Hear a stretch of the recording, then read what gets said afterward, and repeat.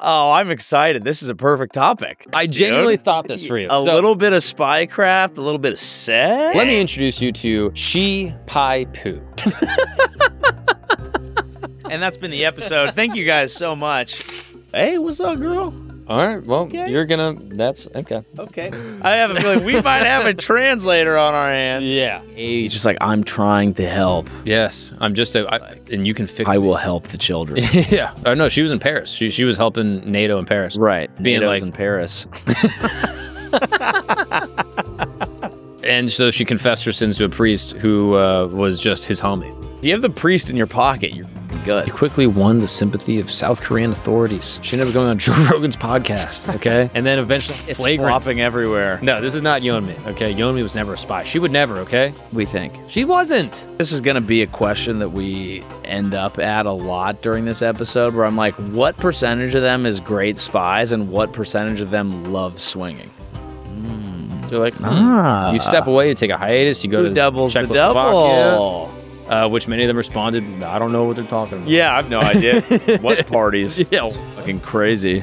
You know, I'm Team USA, obviously, but I like them. But kudos, Shout out right? to them, yeah. And, Fun couple. This guy's awesome, dude. He's just a This man. guy is awesome. He just works out. He's doing pull-ups on a log. He just fucking does cold plunges and just chills with his wife.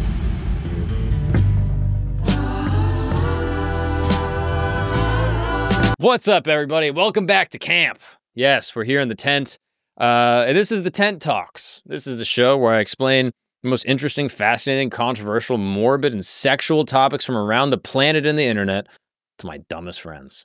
Again. And oh boy, we got a triple rounder right here, fresh off the short bus. He's got a helmet on, took it off for this episode. Guys, we got Joey Avery. That is an insane introduction, and every time you introduce me, I wonder why I'm here, but hopefully I'll learn one thing from the genius himself. You have learned. I have learned. You've learned quite a lot. I'm actually not going to lie. You've learned about the eschatology of all the major religions. Yes. You've learned about the FBI. Yes. And today, you're going to learn about something similar but different.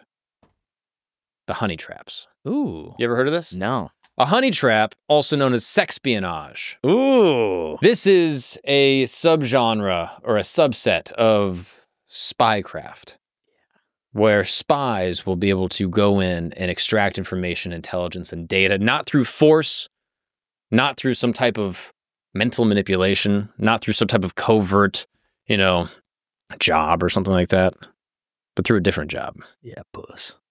Hand. Oh. Nice. Nice. Blow. Oh, I'm excited. This is a perfect topic. Yeah, that's this what is I fun. thought. I genuinely dude. thought this for you. A little bit of spycraft, a little bit of sex. Yeah, exactly. Come on. I mean, this is something that I feel like I could fall prey to, but I wouldn't even have sex with one of these spies. I think I would just chat with them. Yeah, you would just be like a woman who really listens. Yeah, exactly. Who I shouldn't say that. Who finds what I have to say interesting all the time. That's how you know it's a spy. Exactly, right? Yeah, because at some point they should be like, that's enough. Yeah, she would sit with me at the bar. Yeah. Be like, you want to get out of here? I'd be like, well, I actually have one more story, and I really want to share. I promise I'm trying to fuck you. And you're like, no. Let's have another Guinness. Yeah, exactly. She's like, I love how you love Guinness. You're like, she's Exactly. perfect. Yeah, it's a fascinating thing. I mean, sex, lies, espionage. Seems like a James Bond movie, but no, it's real life. And yeah, there's a whole bunch of them, and some of them are insane. It is perfect, though. I mean, if you think about people in powerful positions, which traditionally, whether this is good or bad, has been men. What is the whoa? Traditionally?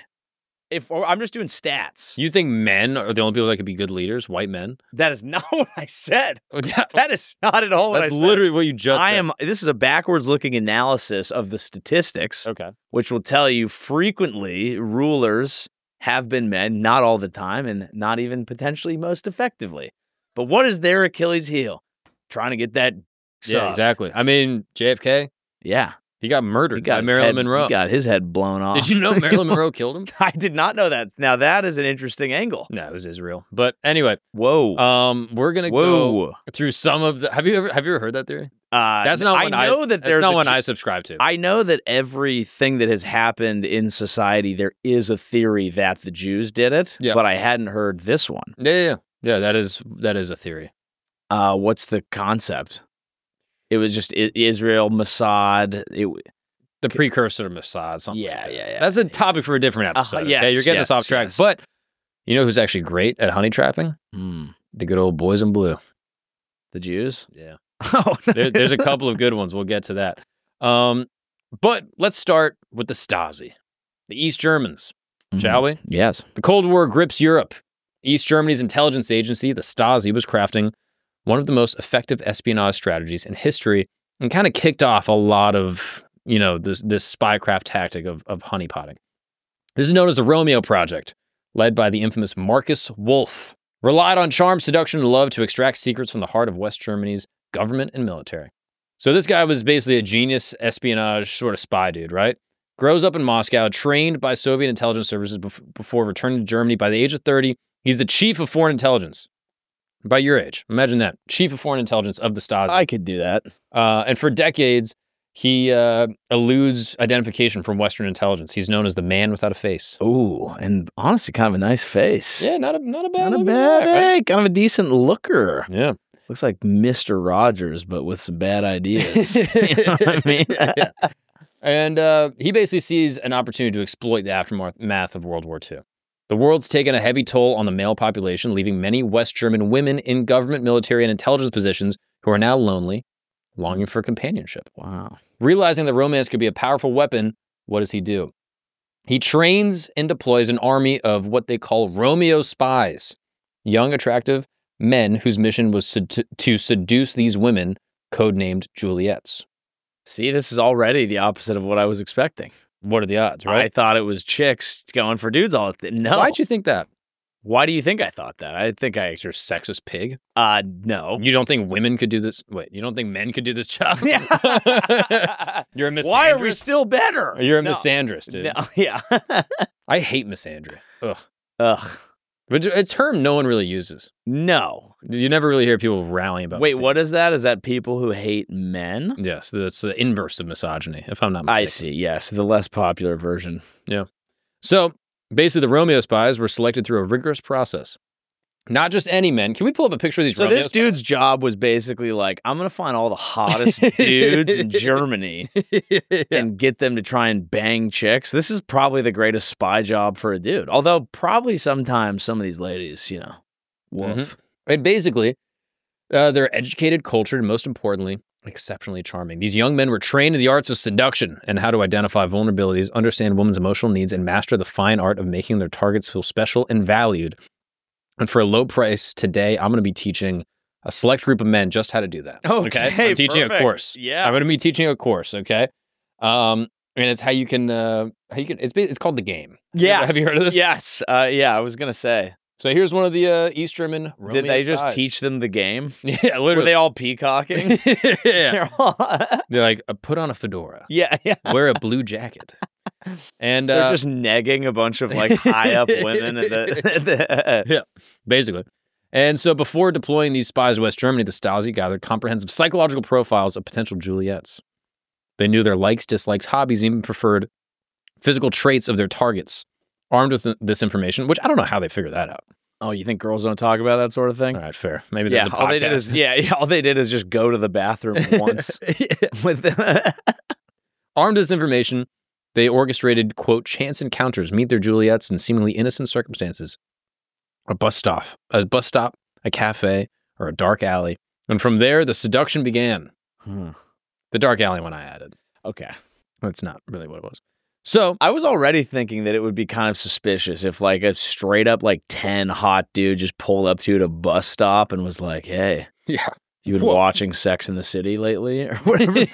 Like, I would love to know what the first move was. Yeah, I'm fascinated. They should publish these findings for lonely dudes. It's absolutely top secret. Yeah. Unclassified. Top secret game. Mm-hmm. We need to actually petition the German government. I wonder if they used their powers for evil. Like they got like discharged, but they just like kept picking up chicks with the like secret like Nazi ability to fucking do it. Well, I feel like back in the day, the whole like 2 families was the minimum.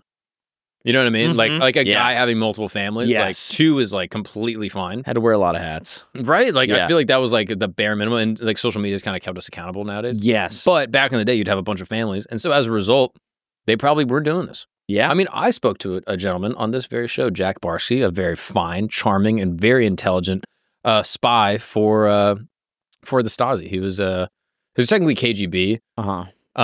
Did he riz you up? Yeah. Yeah. He absolutely did. did. Spitting game. He was just like, come He's on, Mark. incredibly charming, very, very funny. I shouldn't say very funny. He's funny. Right. But he's a great guy. And he moved to America as a spy and then fell in love, had a child, and he loved his child so much that he didn't go back to his family in East Germany. You told me this during the FBI episode. Crazy, right? Yeah. So let's fast forward to how this actually happens. A 12-year deception of Gabrielle Kliem, 32-year-old translator to the East Embassy. Sorry. Wait, what? Nothing. Keep going. Did you just black out? Yeah, no, I thought you said a 30-year-old trans lady, and I was like, whoa. You said translator. I was like, yeah. There is a translating story. Good. Oh, you're gonna love this one. This one is crazy. Visibility for all. Her name is Brigitte Macron. Okay. Wait, have you heard of this whole thing? Wait, is that is that Macron's wife? Yeah, exactly. Dude, they do this to everybody. They did it to Big Mike. They do it to everybody. They said Trudeau's getting cucked out by Idris Elba. They Really? That's a piece of Canadian gossip. Is that lore? Trudeau and his wife, I believe, had some sort of breakup, and they say that Idris Elba is cracking them cheeks, which I think would be an honor. I'm like, that seems like kind of a win. Yeah. You know what I mean? Yeah. You're like, all right, yeah. Dude, I'm training We're fishing in the same pond. Yeah, all right, Idris? All right. Yeah. So be it. Gabrielle Kliem, she's a 32-year-old translator to the U.S. Embassy in West Germany, and she was a notable victim of the Romeo Project, which, of all the things to be a victim of, this is probably one of the better victimizations. Yeah. Gabrielle, I don't know how the Germans say it, she met her Romeo, Frank Deitel, in 1977. He was just captivating, charming, blonde hair, blue eyes, and a great stoic personality. And the two embark on a whirlwind romance, with Frank proposing marriage within 3 months, but claiming that his job obligations required them to delay the wedding for several years. So you can use that. That's a little red flag right there. Yeah. I want to marry you immediately, but it's just going to be a few years. We'll just do a long engagement. Ugh. What's your job? I'm a spy, actually. Yeah. Over their 12-year relationship, Gabrielle, blinded by love, smuggled thousands of secret documents from the U.S. Embassy to Frank, believing that she was helping him with his supposed humanitarian organization. That's what I was curious. I was like, why? What was his front? He's just like, I'm trying to help. Yes, I'm just and you can fix me. I will help the children. Yeah, you can fix me, and you can help the kids of the world. And so, basically, when the Stasi archives were opened in 1990 after the fall of the Berlin Wall, Gabrielle learned that Frank Deitel was actually Dr. Rudolf Reck, a married East German agent who had manipulated her for over a decade. In her trial for espionage in 96, she expressed one desperate question. Did he ever truly love me? And the answer is probably. Maybe. Yeah. Yeah, like... This is a crazy side job. Like, you can't... Like, his main wife is like, yeah, he just travels for work. So what does he do? He works for the government, falling in love and smashing American chicks? Yeah, for our country. That's crazy. Yeah, kind of a dream job. Yeah. Do we ever get to hear, like, from his side? Yeah, he was probably like, dude, I love my wife and I love my nation. And I love my job. And I love my job. Yeah. And if you do that, you'd never work a day in your life. If you love what you do, you'd never work a day in your life. Yeah, what do you do? I plow chicks. Yeah, it gets for a living. Yeah. For the greater good. I'm so good at dicking. Yeah. That I'm like getting paid by the government to do it. He was a doctor. Yeah, literally. Damn, dude. Dr. Dick. One particularly skilled Romeo was a theater director. He was labeled a super Romeo by the East Germans due to his numerous conquests. He was sent to Paris in 1961 to seduce an interpreter for NATO's command center. The interpreter, a devout Catholic, fell deeply in love with him, believing he was a Danish intelligence officer. The Romeo convinced her to pass him top-level secret NATO documents, but her guilt over their affair grew. Desperate for absolution, she demanded to confess her sins. Ever resourcefully, the Romeo arranged for an East German agent disguised as a Catholic priest to hear her confessions. The priest assured her that her actions were not sinful and that God supported her spying activities. Huh. Crazy. Wait, so she lied saying she was an intelligence officer for a different country? Basically, yeah. Well, no, because basically she was working for the West Germans. Yes. Like, we're doing the NATO shit. Oh, no, she was in Paris. She was helping NATO in Paris. Right. And then this guy was being NATO's like... in Paris. Yeah. Also, motherfuckers gonna find me. Yeah, that's fire, dude. We're playing it 20 times. Yeah. I mean, that's fire. But yeah, that's basically what she was doing, dude. She was messing with the NATOs and basically was like, hey, I'm gonna help the, this Danish intelligence officer. Uh-huh. Because what's the worst that could happen? Right. You know what I mean? They're with Danish. us. Yeah. Cares. These guys over in Denmark, they're good guys. And so she confessed her sins to a priest who was just his homie. Which is just like the ultimate. It's a great setup. Right? Yeah. Like, I'm Catholic. My wife is Catholic. Yeah. Next time we go to confession, I'll be like, hey, you should see this priest I've been talking to. You gotta have, if you have the priest in your pocket, you're fucking good. Father Avery. Yeah. You don't know. I got it. Yeah. He's a good guy. It would be awesome to just be a priest, but just be kind of like a gossip hoe and just be like, you did fucking what? Like, what? You did what? Girl, you are just the worst. Crazy. You are crazy. Oh my God. You're like drinking champagne. Tell me more. Yeah, that's not a sin. Yeah, what it's are you talking 7 Hail Marys, whatever. He doesn't deserve you anyway. Exactly. I mean, while you're in there being like, by the way, you should just let him stay out more. Yeah. You know what I mean? Yeah. Let him hang with the boys. Cook. Yeah. Yeah. That's what I would do. God is telling me that you need to let him join 3 more fantasy leagues and do the live draft. Dude, I know someone that this kind of happened to in real life. They had a fake priest who was a homie? Similar but different. I knew a guy that was dating a Jewish girl. He was not Jewish. She was. Mm-hmm. And they had this long, long relationship. She goes to Israel and gets really connected with her roots and, like her family. And she speaks to a rabbi, just sort of like by, happenstance. And the rabbi is kind of advising her in her faith and her role as a Jewish woman and says, you really need to bring up your children Jewish.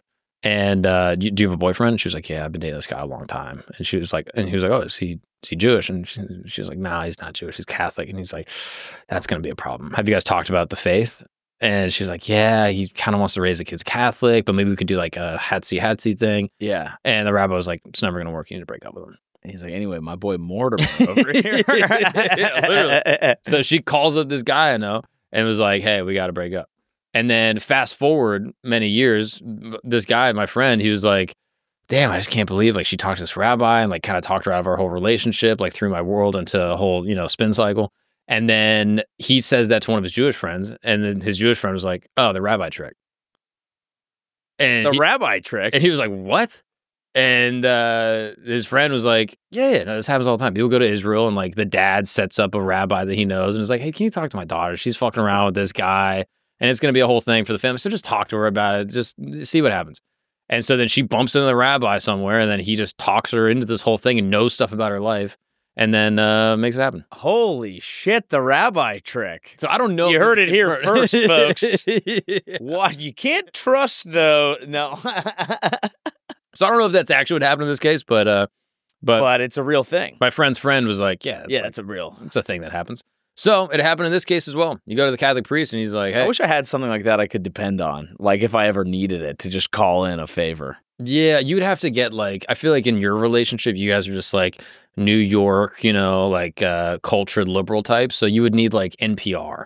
Nah, you would need that, dude. Like, I don't know what your wife listens to. Wakes up, she's listening to Up First on NPR in the morning. It's like, Donald Trump has signed 12 executive orders, and also your husband needs to stay up late and play video games for 4 straight days. Exactly. And then maybe she'd be like, that's a great idea. Is fake load podcasts onto your significant other's phone with subliminal messaging. Exactly. That's a good idea. Exactly. So what happens with this Romeo Project? Great question, Joey. By the 1980s, as the Berlin Wall crumbles and German reunification loomed, the full extent of the Romeo Project came to light in total. It's estimated that Marcus Wolf's Romeo spies seduced 40 to 50 women, many of whom were tried and convicted for espionage in West Germany. And while many of these women had genuinely fallen in love, they were ultimately used as pawns in a dangerous game. Marcus Wolf goes to Moscow, but later returns to Germany, where he's sentenced to 6 years in prison for treason, though his conviction was eventually overturned. I don't know if that's treason, right? It's two different countries. Yeah, wait, Marcus Wolf was tried for treason? Yeah, he's the guy that put together the whole thing. Why was it treason? Because he was trying to subvert West Germany's sovereignty, and then when it reunifies, they were like, hey, you're a traitor. Yeah, he's like, well, it was in a different country. Right. The East and West thing threw me off. I was like, they're just German. Exactly. Yeah, he ends up writing an autobiography, and he says this: the ends did not always justify the means we chose to employ, but as long as there is espionage, there will always be Romeos seducing unsuspected Juliets with access to secrets. After all, I was running an intelligence service, not a Lonely Hearts Club. So there you go. But really, maybe it's not the intelligence we gathered, but the hearts that we mended along the way. And that, I think, is kind of the big story here, right? Like, what, it was beautiful time spent. Yeah, right? Like those memories, like they might feel tainted, but you still got to have them. It's better to have loved and lost than to never have loved and all. That's right. Right? I think that's in Shakespeare. Romeo. Let's talk about Karl and Hana Koecher, the Czechoslovakian couple who infiltrated the CIA. Mm-mm. This one's wild, right? Karl Koecher grew up in the heart of Czechoslovakia, Prague specifically. Czechoslovakia, obviously, no longer really a country, but at the time. He was not an ordinary man, right? He was brilliant, ambitious, and capable of using his wit and charm to get what he wanted. In the late 20s, Karl caught the attention of Czechoslovakia's secret police. How did he catch their attention? They just saw him in a bar. They're like, you fucking smoke show. Get in here and be one of us. Immediately. You could fuck our nation to the top. You absolute stone cold fox. Yeah, he's just a stallion. And they were like, hey, you're the guy. That's the stallion right there. Look, he looks nude in that photo. Yeah, that's what it takes, all right? Yeah, fuck. He's like a Czechoslovakian Tom Selleck. Exactly. Dude. Magnum P.I. After years of careful grooming, they saw him and they saw his potential for something a little bit greater, okay? A mission to penetrate.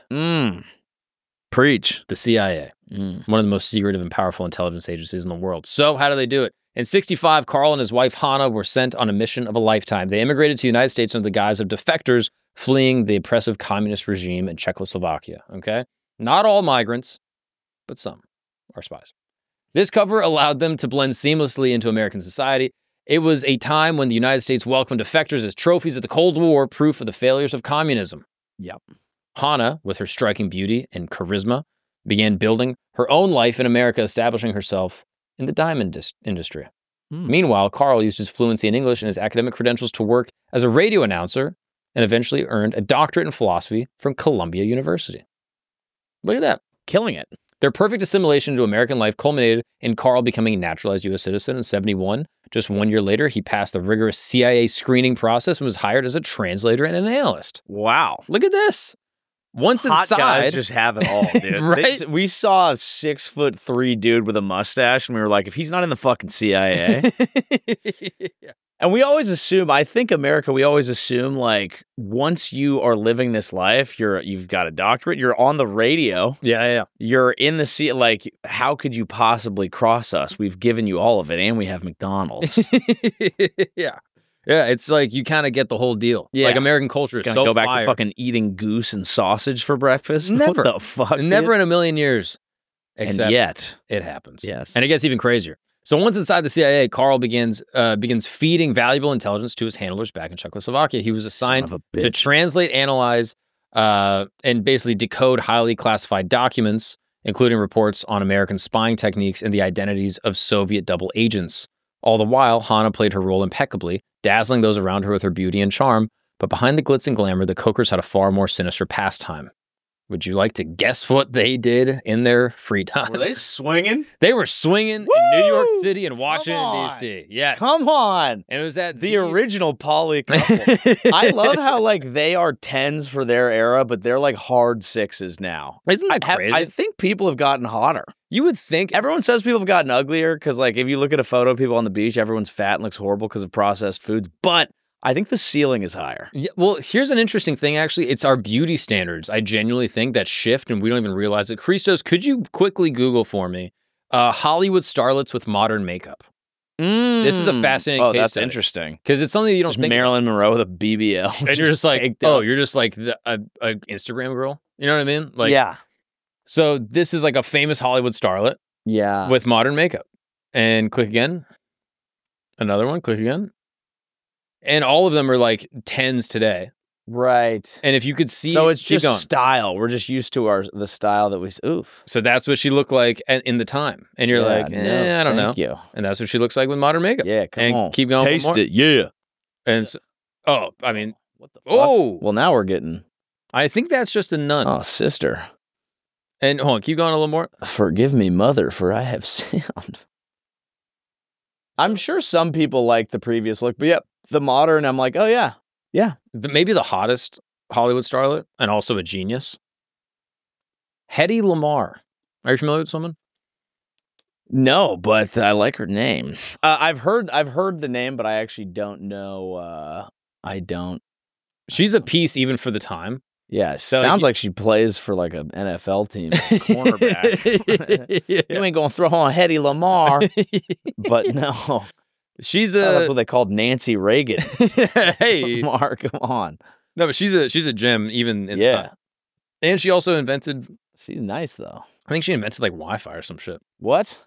Yeah, she like fuck. She was like what do you mean? She was like an inventor. Like she like was genuinely like invented Wi-Fi. Yeah, she was like one of the people that was like co-collaborating with another inventor. Damn. And like created the she was the mother of Wi-Fi and for invention of frequency hopping. And it's a technique that rapidly switches between radio that they used to do back then. Dude. No, that's actually what the Koechners were doing. Frequency hopping. Frequency, that's right. All right, so back to these fucking sluts. So at these sex parties, they were that they were operating oftentimes, that they were attending and both hosting. They were basically mingling. Tough cleanup. Not the ideal, like. You thought you were pissed when people like left a dish or like took a Tupperware. It's like your wife squirted on my fucking couch. That's insane, dude. She popped my Fabergé egg out of her vagina. How quickly, like when you go swinging, like how quickly do you stop being friends with people you fucked? Like I'm sure sometimes it sticks together, but like imagine fucking and then being like, I don't know, we were supposed to do that. Yeah, and then it's like you can't have them over for fucking football anymore. Yeah, the post-nut clarity is insane. Yeah, because like then I couldn't even imagine like my wife comes back in the room and then like all my swinging buddies are like, tap that. Dude, wait, what? Yeah, imagine the post-nut clarity. You come first, and then you're like, yeah, I don't know if we should have done this. And then meanwhile, your wife's still getting plowed as you have PNC. We don't have... I'm not built for this We don't have shit. swinger brain. No, like, I think don't. swingers simultaneously get off not only... They like the concept of, Not only do they like banging someone else's wife, they like that their wife is getting banged by someone right, because that's kind of hot. It's so like, even when they're done, they can still be like, oh, yeah. This is sick. Yeah. I'm one gear. Yeah, we have a famine mentality. They have an abundance mentality when it comes to sex and orgasms, and I respect them for that. I just don't know if I can get there with this particular topic. But maybe that's a good thing because now you're not going to sell out our country. That's true. It's true. So now these people are mingling with diplomats, military personnel, and even other intelligence agents exploiting the uninhibited atmosphere to gather confidential information. Hana's magnetic personality drew men to her, while Karl's apparent nonchalant and intellectual persona disarmed those who might have otherwise been suspicious. I think this is going to be a question that we end up at a lot during this episode, where I'm like, what percentage of them is great spies and what percentage of them love swinging? Like they might it's probably both, right? And what makes you such a great sexpionage spy? Right. That you love swinging. Love both. That's what I'm saying. Yeah. Dude. So love of country, love of box. One of love together, of country dude. And one of love of box. Oh, nice. Yeah, that's you good. Can't spell country without bleep that. All right. That you get demonetized for that word. You can't say it. Ah, I see. For anyone not listening, it is a good pun. Yeah, you should just add in a robot voice. It's like you can't spell country without vagina. One such partygoer later recalled that Karl would often boast about his access to classified documents, enticing others to reveal their own secrets. In the middle of fucking. You dirty little bitch. Give me those documents. Let me file those this documents in your ass. Let me go looking for them. With the couple's unconventional methods allowed them to obtain valuable intelligence, including sensitive details about U.S. nuclear strategy. And where the clit is. No, they never figured that out. It's a little part at the bottom, I think. Anyway, incredibly, despite the high-profile nature of these gatherings, they operated undetected for years.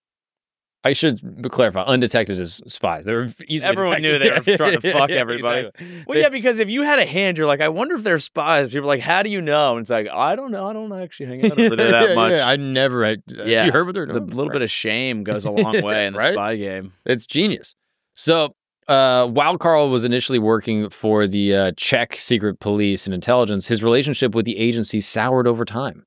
They grew suspicious that he might be operating as a double agent for the Americans and ordered him to resign from the CIA. You can't trust a swinger. That's right. They're like, he might be country swinging. Yeah.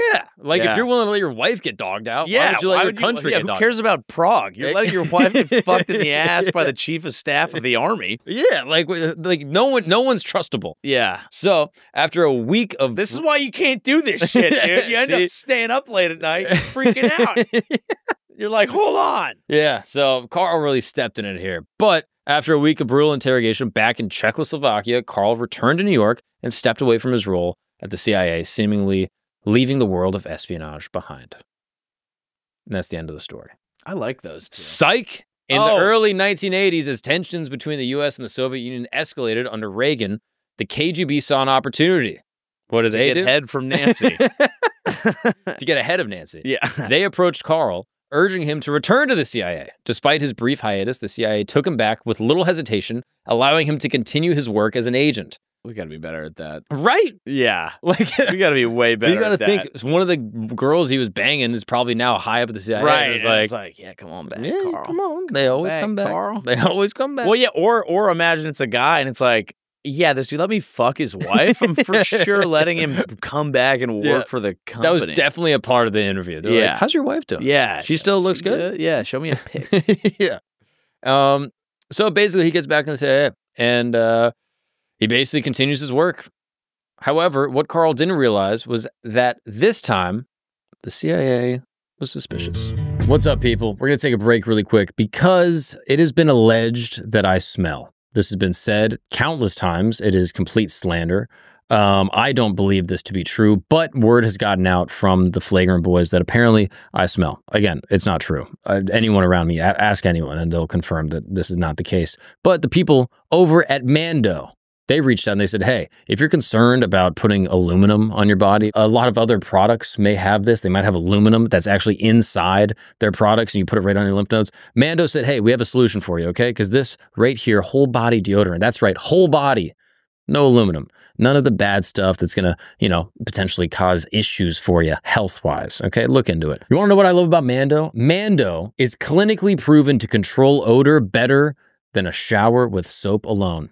Isn't that crazy? Stop showering. You don't need to shower anymore. Think about how many hours you waste showering every single day, right? Like, think about that. In your total lifetime, it's probably years of your life spent showering. With Mando, you get the time back to be making money. With Mando, you're going to get a ton of great smelling scents and fragrances. You're going to get deodorant wipes. You're going to get this whole body deodorant package. This is an invisible cream.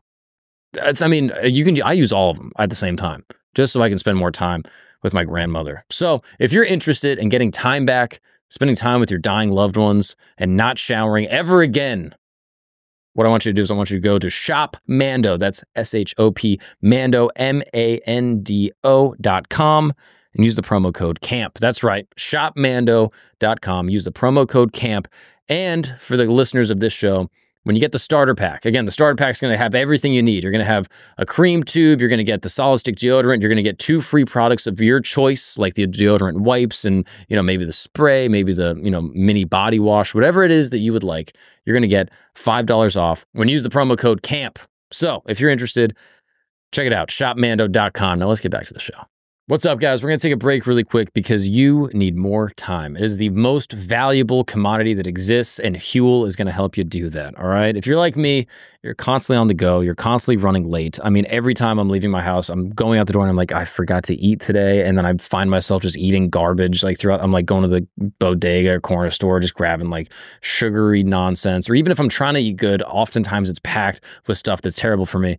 And that's why I love Huel. All right. Huel is everything you need. It is a complete balanced meal, all in this convenient, beautiful little bottle. In this bottle, I'm telling you right now, you're going to get everything you need to power you through the day. 35 grams of protein, 25 vitamins and minerals, 7 grams of dietary fiber, I mean, omega-3, omega-6, everything that you need. I mean, it is a scientific process to put all the nutrients packed into this bottle. Not only is it extremely convenient and you can take it on the go with you anywhere you need, it's extremely healthy. It's going to give you all the energy and good vibes to get through the day in order to tackle everything, whether it's going to the gym, going to work, you know, going on a date with your girl, whatever you need. And most importantly, it's extremely affordable. That's right. It is, you know, you're going to see these in your corner store, in your bodega, in your 7-Eleven, gas station back home. Pick up a Huel, try it for yourself. It tastes great. It's easy. It's convenient. It's good for you. And it's very affordable. And it actually just got a little bit more affordable for the people that listen to this show. That's right. Because when you go to Huel.com and use the promo code CAMP, that's Huel, HUEL.com/camp. Use the promo code CAMP, and the listeners of this program are going to be getting 15% off and a free gift. What is that gift? No one knows. But if you want to find out, check it out. Huel.com. Use the promo code CAMP. Get 50% off your order and try it for yourself. Get some time back. Stop eating garbage all day. Get something that actually nourishes your body and powers you for all the tough things that life might throw at you. Let's get back to the show. They're like, You step away, you take a hiatus, you go to doubles the Czechoslovakia. double. So by Triple November agent. 1984, the life of luxury and intrigue that the Koechers had carefully constructed began to unravel. A tip-off from a defector alerted the FBI to Karl's treachery one morning. Treachery is crazy. It is treacherous what they're doing. It is truly tying you up and spanking you. One morning, the glamorous life of BMWs and mink coats and swinging parties came to a screeching halt as the FBI arrested the couple at their New York City apartment. Faced with mounting evidence, Karl confessed. Yeah, mounting evidence. Evidence of mounting. It's just a towel and under a black light. He's like, my bad. There you go. Yeah. And he basically confessed to passing highly sensitive information to the KGB, including the identities of Soviet double agents and details of U.S. nuclear strategy. The revelation sent shockwaves throughout the intelligence community, which many of them responded, I don't know what they're talking about. Yeah, I have no idea. What parties? It's fucking crazy. This highlighted the vulnerabilities of even the most sophisticated agencies. If a man like Karl Koecher, who openly flaunted his eccentricities, could infiltrate the CIA, who else might be lurking in the shadows? You know, I'm Team USA, obviously, but I like them. But kudos, shout out to them, yeah. And, fun couple. Yeah, it was basically, in the time, sensationalized in the press. In court, the couple's scandalous double life was laid bare, no pun intended. Yeah. And complete with all the salacious details about the swinger lifestyle, he was sentenced to life in prison, while Hana was also implicated as an accomplice. But the Koecher story didn't end behind bars. February 1986, 2 years after his arrest, Karl and Hana were swapped. Yeah, they were. Not for the fucking first time. In a prisoner's exchange in Berlin, as they cross the bridge into East Berlin. It's just a nightclub for them. Yeah. Imagine. They go back to East Berlin, and a gold Mercedes awaits them, ready to whisk them back to their homeland. Hana now organizes seminars while Karl, retired, spends his days reading or exercising in a nearby forest. Despite the whispers of suspicions that... Nearby forest? Yeah, okay. This guy's awesome, dude. He's just a man. This guy is awesome. He just works out. He's doing pull-ups on a log. He just fucking does cold plunges and just chills with his wife. God, he did it. Yeah. And a gold Mercedes. And they live a regular life. 2 years in prison to be a spy in America. And also sex spy. Do you think they kept swinging when they got back to Germany? Is it even in Germany? Is it even swinging, or is it just normal? These are questions. I wonder if they go back and people are like, "Hey, so you guys seem like a cool couple. You have a cool vibe." Yeah, like, and they're like, "Whoa. Yeah, whoa. We don't do that. Yeah, whoa. We're spies. That's fucking crazy. It's like asking a comedian to tell a joke in an Uber. Yeah, like what? It's probably like going up to a porn star being like, hey, baby, you want to have sex? She's like, bro, I'm an actress. Yeah. Okay. I don't and then you're like, having here's sex. $80. And she's like, 100%. Yeah. Like, I wonder, I bet you he would do that even for like petty secrets. Yeah. You know what I mean? Like, even just like for like where are my keys? Yeah. I can't find them. Or like a reservation at like a nice restaurant. Be like, Yeah. you want to bang my wife? Yeah. Just Come on. Because at a certain point, like if you know you can do it, you know? Yeah. You broke the seal. Yeah, exactly. So we got a couple. Oh, I mean, we got so many great ones. That was a fun one. I enjoyed that. This one is. I'm just surprised how few of these are like shows in Hollywood. You would think like this is a fucking layup, guys. Right? People love this shit. Sex, spies. Intrigue, Cold War era where we had a clearer concept of good and evil. Mm-hmm. Now, let's go and talk about our buddy Richard Miller. Dick, which actually I think the name of my high school principal. Dick Miller. Yeah. That's cool. That's a good principal name. They all called him Dick. It's an ideal principal name. Yeah, it's like an all-time, and he was a great Dick dude. is a good name. Obviously, it's, it means dick, but also it's like, when you set that aside, it's solid. They're phasing that out, though. There's not a lot of dicks. I wanted to name my kid Richard. You did? Yeah. But I feel like Dick Gagnon was a tough. Dude, that's awesome. Dick Gagnon is great. That was a tough one to pull. And then you just get your mind out of the fucking gutter. Yeah, dude. His name's Dick Gagnon. Richard Gagnon. But this guy was not my high school principal. And if you make a joke about his sister pussy, I swear to God. I swear to God. Yeah, look. Get your mind out of the gutter. Let Dick and Pussy enjoy their lives in peace. We just named our kids after the place they were conceived. Yeah, that's right. Yeah. That's all it was. What we want them to grow up to be. Precisely. This guy, not my principal, but a different dude. Oh. Born in a working class section of Wilmington, California in 1936. He's got a bit of an Asian look. You can see it. He might just be fat. Yeah. There's a level of fatness that you just kind of look a little sumo. There is like a zeitgeisty thing that I've noticed has hit the internet due to one of Shane Gillis's popular jokes where I think people in a comment section would say, he looks like he's making them at night. Yeah.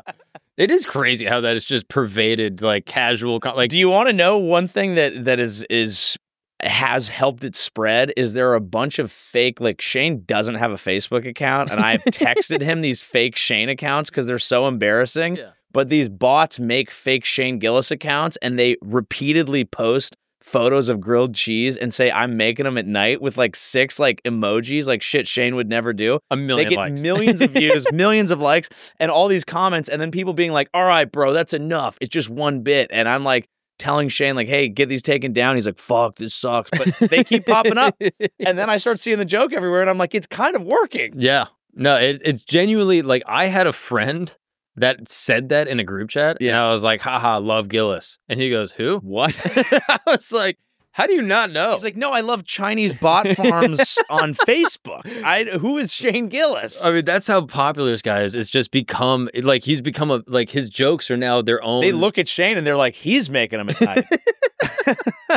He's just become, like, his jokes become a life of their own. It's insane. I guess if anyone doesn't understand that, he has a joke about a family member with Down syndrome who makes grilled cheese in the evening. I don't mean to be pedantic or, make you feel bad, but the listeners of this program know that. They absolutely, I mean, if they don't, they should stop listening. I don't, you never know when you're talking into a microphone. A lot of dogs. Am I in a corner of the internet that no one has found before? Well, if you're a dog, I had Sean Gardini on my podcast. Yeah, all right, no plugging. No plugging. It's called The Joey Show. Check it out. Anyway, so this guy, Richard Miller, I don't believe he's Asian, was getting a degree in Spanish and then was later recruited into the FBI because they were desperate for Spanish-speaking agents with clean records. Okay. It was pretty easy back in the day, This is both Richard Miller? He got into the cookie jar, brother. He was actually making them at night. He was not retarded, but he just loves a grill. He just was eating a lot of grilled cheese. And I respect that.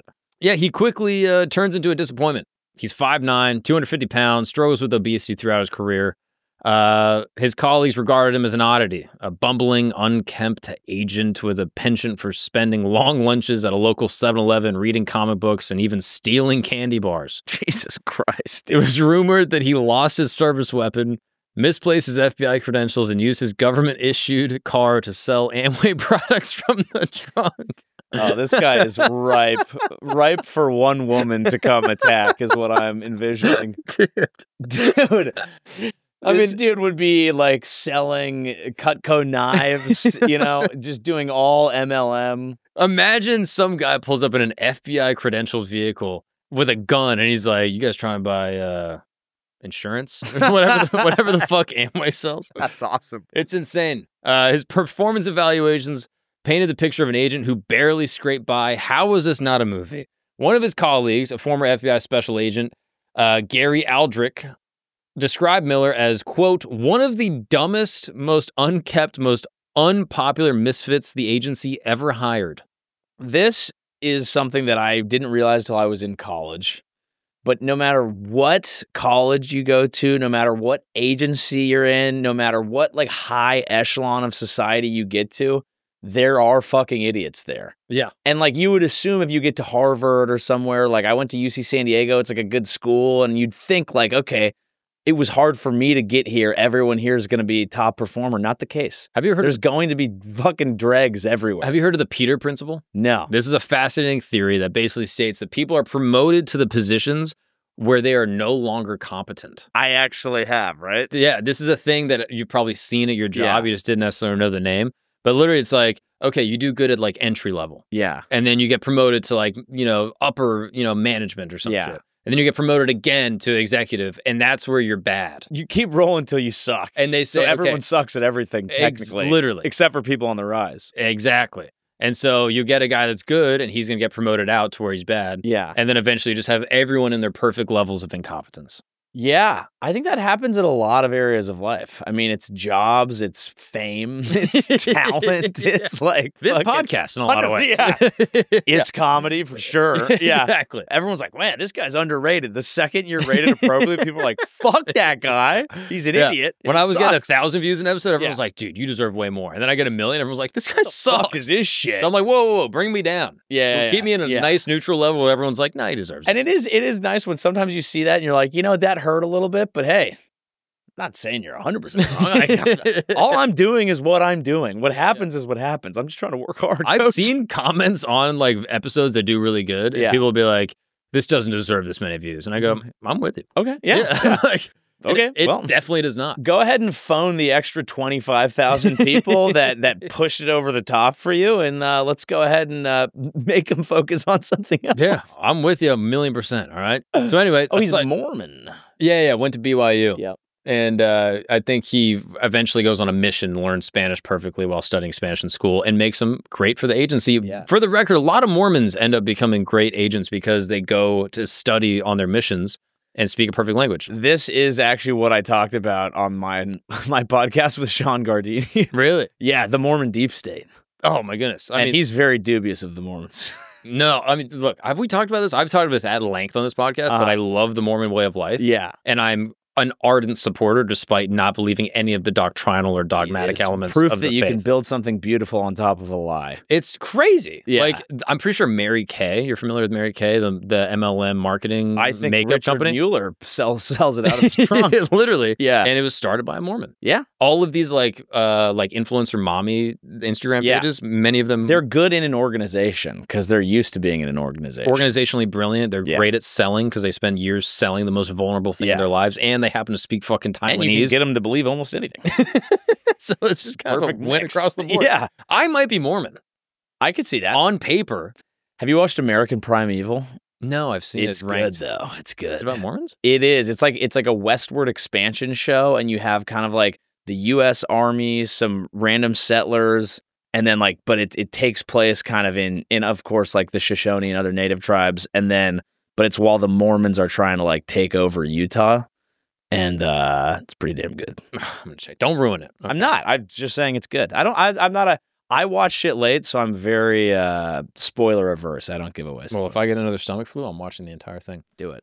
So a psychologist evaluates him in 1982 and concludes that Miller was emotionally unstable and should be placed in a harmless role until his retirement. Despite all this, he managed to hang on, remaining employed by the Bureau for 20 years. It was his combination of incompetence and desperate need for validation that ultimately made him a great comedian. One of the best comedians, and also a perfect target for the KGB.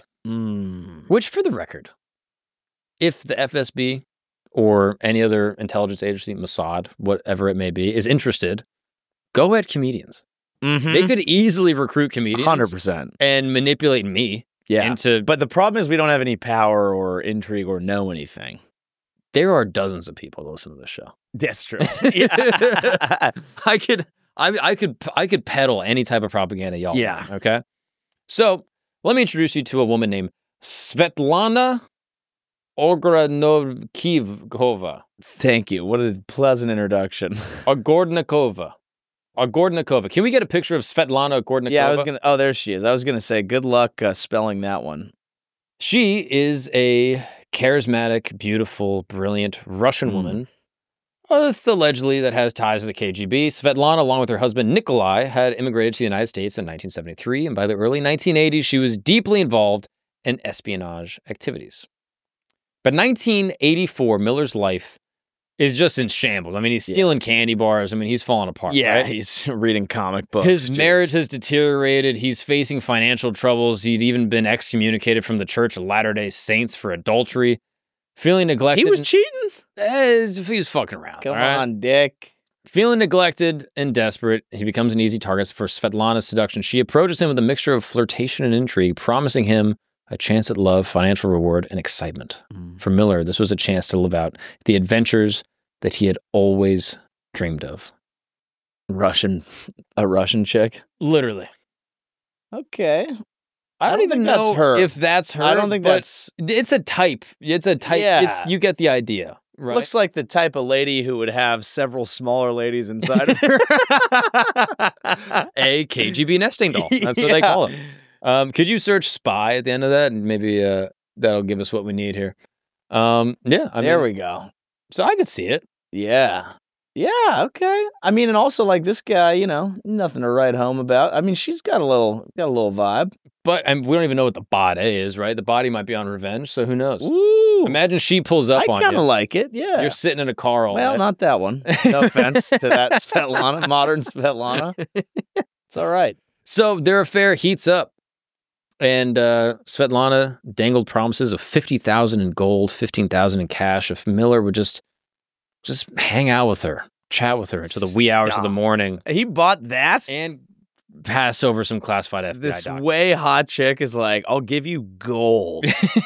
I'll give you gold to hang out with me and just like share stuff. Right? And he obviously should see this, right? Like he should know what's going on. Yeah. And he does. Ooh. Psych again. He hands over all of his information, confidential secrets about, counterintelligence. And he believed he could manipulate the situation to his advantage, thinking he was using Svetlana's sort of flirtation and relationship to infiltrate the KGB. Oh, nice. So he was aware. Thought he was doubling up. Exactly. He was like, I'll just grab some puss on the way in. Yeah, exactly. Like, look, everyone thinks I'm a loser. Yeah. Everyone. There's a How whole about place. I smash and infiltrate the KGB? Oh, and then who's an idiot? Bring back a little bit of that. And then who's a fucking loser? Am I right? Yeah. So, what do you think happens? I think he doesn't infiltrate the KGB. So, Svetlana plays him like a fiddle and expertly milks him for every secret that he could provide. I'm sure he just wanted to be milked. So, he quickly begins to, he unravels, basically. He brags about his newfound connection with the KGB, convinced that he was on the brink of launching a daring double agent operation that would turn him into a hero. However, his clumsy approach and bumbling execution made him stick out like a sore thumb. Things kind of got bad when Miller and Svetlana took a trip to the Soviet consulate in San Francisco in 1984. The FBI, suspicious of Miller's activities, placed wiretaps on both their phones and installed listening devices in their cars. By September, Miller's intentions became clear to his superiors when they intercepted information suggesting that he was planning to fly to Vienna, Austria, to meet with a KGB agent. By the time Miller's ruse was exposed, the FBI caught him red-handed, giving classified documents to Svetlana, making him the first FBI agent in history to be arrested for espionage. So did he think he was going to join the KGB and be a double agent, but for Russia? He wasn't thinking like, oh, I got it backwards. No. He was thinking, I'm going to join the KGB. But then bring secrets back to the U.S.? Why didn't he just tell the FBI, hey, I'm going to try this? Because he probably brought it to their desk and they're like, Miller, you're a fucking idiot. You're sitting in your car all day. You can't even be a Mormon properly. And he like spits the Snickers out of his mouth. He's like, shut up, I'm dude. going to show him. You don't know shit. I'm going to do what Spider-Man would do. He thought he was going to come get home. Stuck in a phone booth. I mean, this should be a movie. Like, I don't know how this isn't like a slapstick. These are all comedy. movies. It's crazy, right? Either you or I even wanted to write a script, we'd be cooking right now. Dude, we are the real geniuses of Hollywood. Yeah. And they just don't get it. They don't get it at all. So he basically agents. he basically gets exposed, and he argues that he was trying to flip Svetlana and use her as an informant. Obviously, everyone's like, you're a fucking idiot. And his arrest becomes a national embarrassment for the Bureau. During his trial, the FBI painted a picture of an inept, overweight agent, which seems rude. You don't have to paint a picture. Yeah, you could just look at him. I'm sitting right here. Yeah. Just let him cook or eat paint or whatever. Yeah. He's like, I'm not that fat. Like, what the hell? It was seed oils. He was so hungry. Okay. And anyway, so basically, does those make you hungrier? I shouldn't ask you these questions. Oh, it's a real problem because the seed oils, they think that they're satiating you and you're getting all these like fake ultra high processed things in your food, but it actually makes you hungrier, so you continue to consume. So this is why when you're at McDiesel's, you can just put them back. Yeah, exactly. And you're like, I'm eating so much, but somehow I'm not hungry or I'm not satiated. Yeah. And it's really all just a trick to get you to consume more. All right. Oh. The beauties of late stage capitalism. Anyway, Miller's attorney, Joel Levine, famously described him as not a perfect man and, you know, a bad FBI agent, sure. Miller himself tried to portray his actions as brave, albeit misguided, attempt to turn Svetlana into a double agent. He claimed that he was attempting to revive his FBI career by trying to infiltrate the KGB. Quote, I felt I could do what nobody had done before. Infiltrate an active Soviet intelligence network, Miller testified. I had a James Bond kind of fantasy. Yeah, he did. He said in court, on the record, I'd come out a hero. He kind of got, he got close. It's worth the old college try. Well, he was found guilty of espionage and bribery and sentenced to 2 consecutive life terms plus 50 years for additional charges. That is tough. While his case was headline news, the Ogorodnoviks faced their own legal battles. Both Svetlana and Nikolai pleaded guilty to conspiracy to commit espionage in 1985. Nikolai was sentenced to 8 years, but was released after serving 5. Svetlana, who maintained her innocence, insisting that Miller had never given her any classified information, that she was just banging him for the love of the game. Yeah. Received an 18-year sentence. Just love big boys. Yeah. Pretty crazy. This guy, Lawrence Lawler, an FBI special agent in charge of the Los Angeles office at the time, subbed up the agency's feelings, saying, it's a bittersweet victory. We've convicted someone of espionage. Unfortunately, it's a former FBI agent. It's a tough look. Not great, you know? No, he just, he reached that point where he's just trying things. Like sometimes you just get to a point in your life where you're like, well, things aren't working out, so time for a big change. We got to hit a home run here. Yeah. Enough, if I'm not getting singles, I'm behind. It's the 9th inning. We need to swing for the fences. And usually you strike out. Sometimes you strike out. It might connect. And you might get a lifetime in prison plus 50. Yeah. All right. Let me tell you about maybe my favorite one. And I don't even know all the details about this. Yeah. I just did like a sort of tertiary deep dive. And so a lot of this will be news to me. But let me introduce you to Shi Pai Poo. And that's been the episode. Thank you guys so much. I mean, you give it a try. You let me see the spelling. S-H-I. S-H-I. P-E-I. P-E-I. P-U. Yeah, the only way I could take it is pay. She-pay-poo. Which is not much better. She-pay-poo. Hey, what's up, girl? All right, well, you're gonna, that's, okay. Okay, actually, no, I have a feeling that this is a translator. I have a feeling we might have a translator on our hands. Yeah, so basically the winner of 64. This looks like an off-Broadway Shen Yun that'll suck your dick in the alley. This is the woman that broke up the Beatles, okay? If you're familiar with that. She was a secret agent that destroyed one of the greatest mop-top groups from Liverpool. In 64 in Beijing, all right, at the French embassy, at their Christmas party, this guy, Bernard Borsicot, a young 20-year-old accountant, newly stationed at the embassy, found himself drawn to this enigmatic, striking figure. She was dunking a basketball at the time. She was boxing for Algeria and had an untarnished record of 39,000-0. And she was also a 26-year-old opera singer and actor. Her striking features captivated Borsiko. Though her Adam's apple. All right. I mean, just the balls in this woman. She was dressed as, though she was dressed as a man, there was this ethereal femininity. She was dressed as a man? I'll be honest, I don't really know which pronouns to use in this part of the episode. I think she, pay, poo are the pronouns.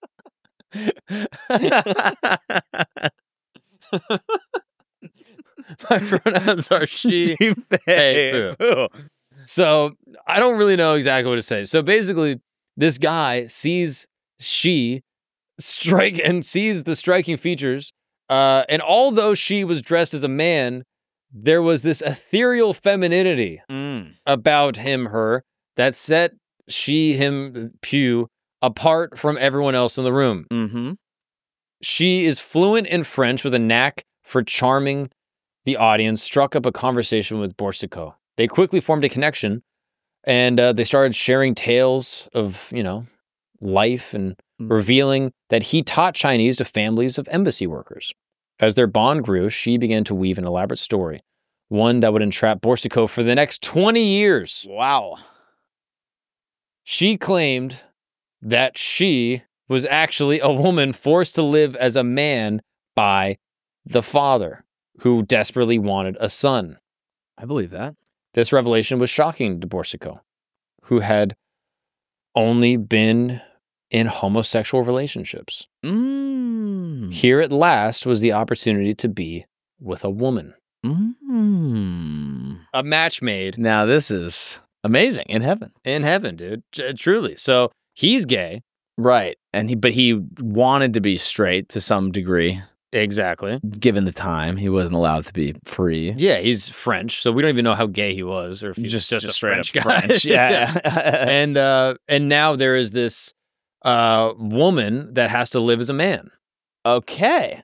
Now, at any point in this story, do we know, did he slide a hand between the legs? Do we know what we were working with here? I think we're gonna find out. Okay.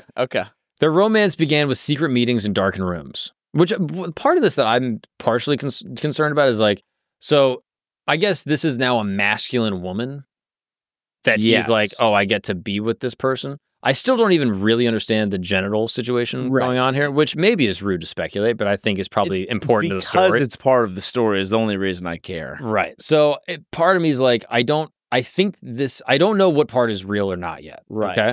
So we're gonna figure this out.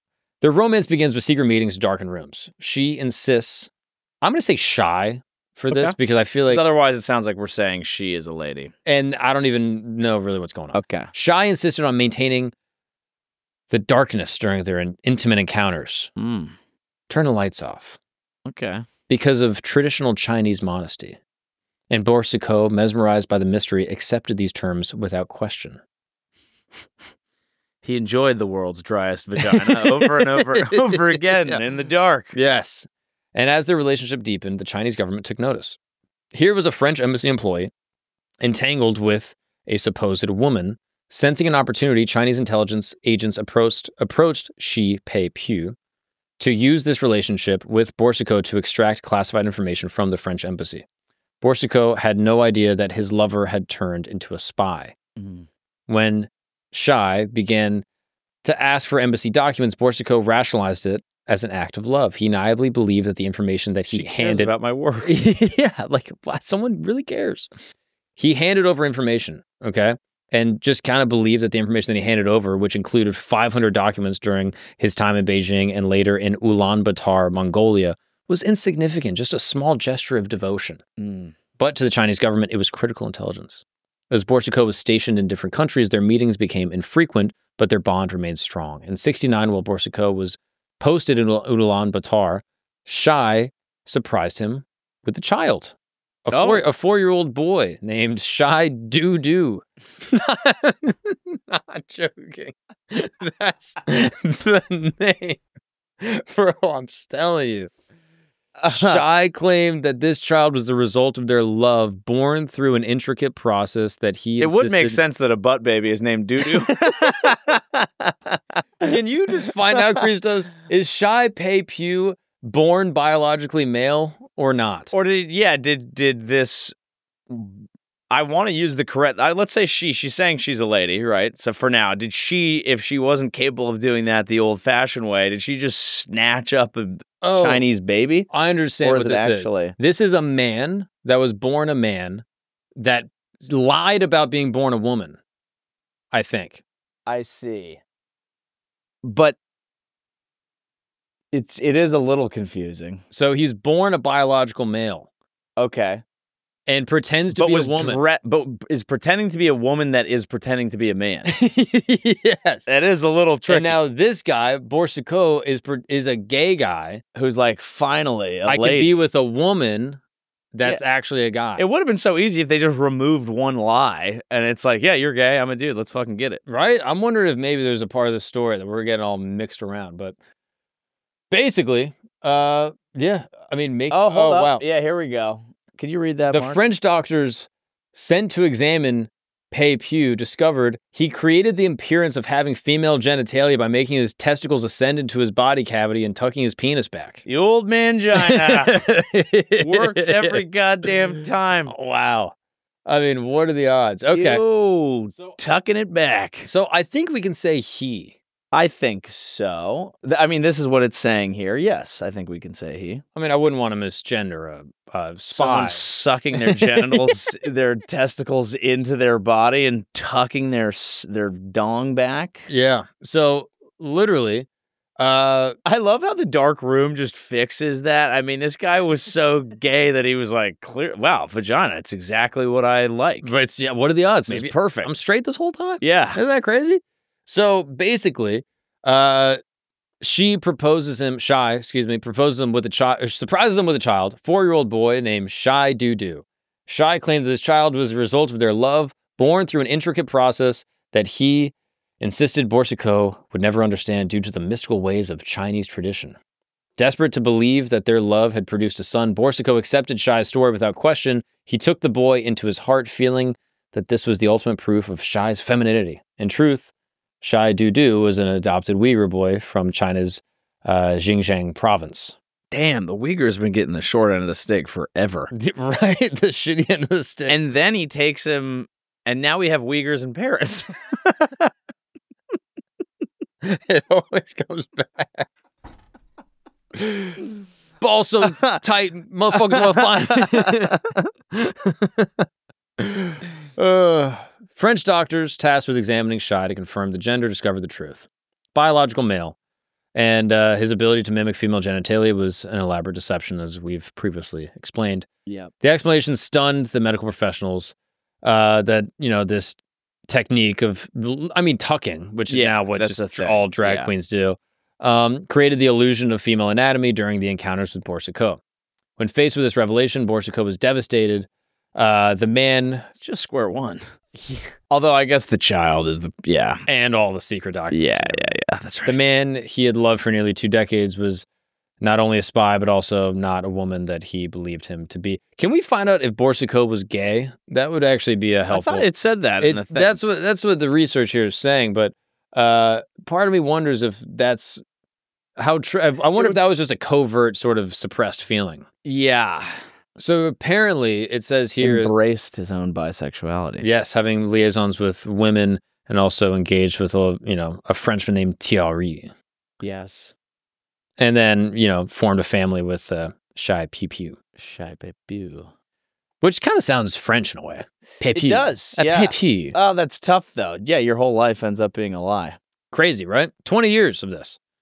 So, overcome with shame, disbelief, and a sense of betrayal, Borsiko attempts to end his life, cutting his I don't even know if we can say this without getting demonetized, but putting a necklace of razor blades around his head. Whoa, that's a way to do it. Yeah. While he's in jail. Miraculously, he survives. Eventually, he went to jail. Yeah. Okay, yeah. Eventually, both men were convicted, each sentenced to 6 years in prison and put in the same jail cell. And Oh, wow, bow, bow, bow. Oh, what you trying to say to They didn't me? put him in the same jail. No, that part was made up for the movie that we're going to make. Yeah. But it doesn't end right there.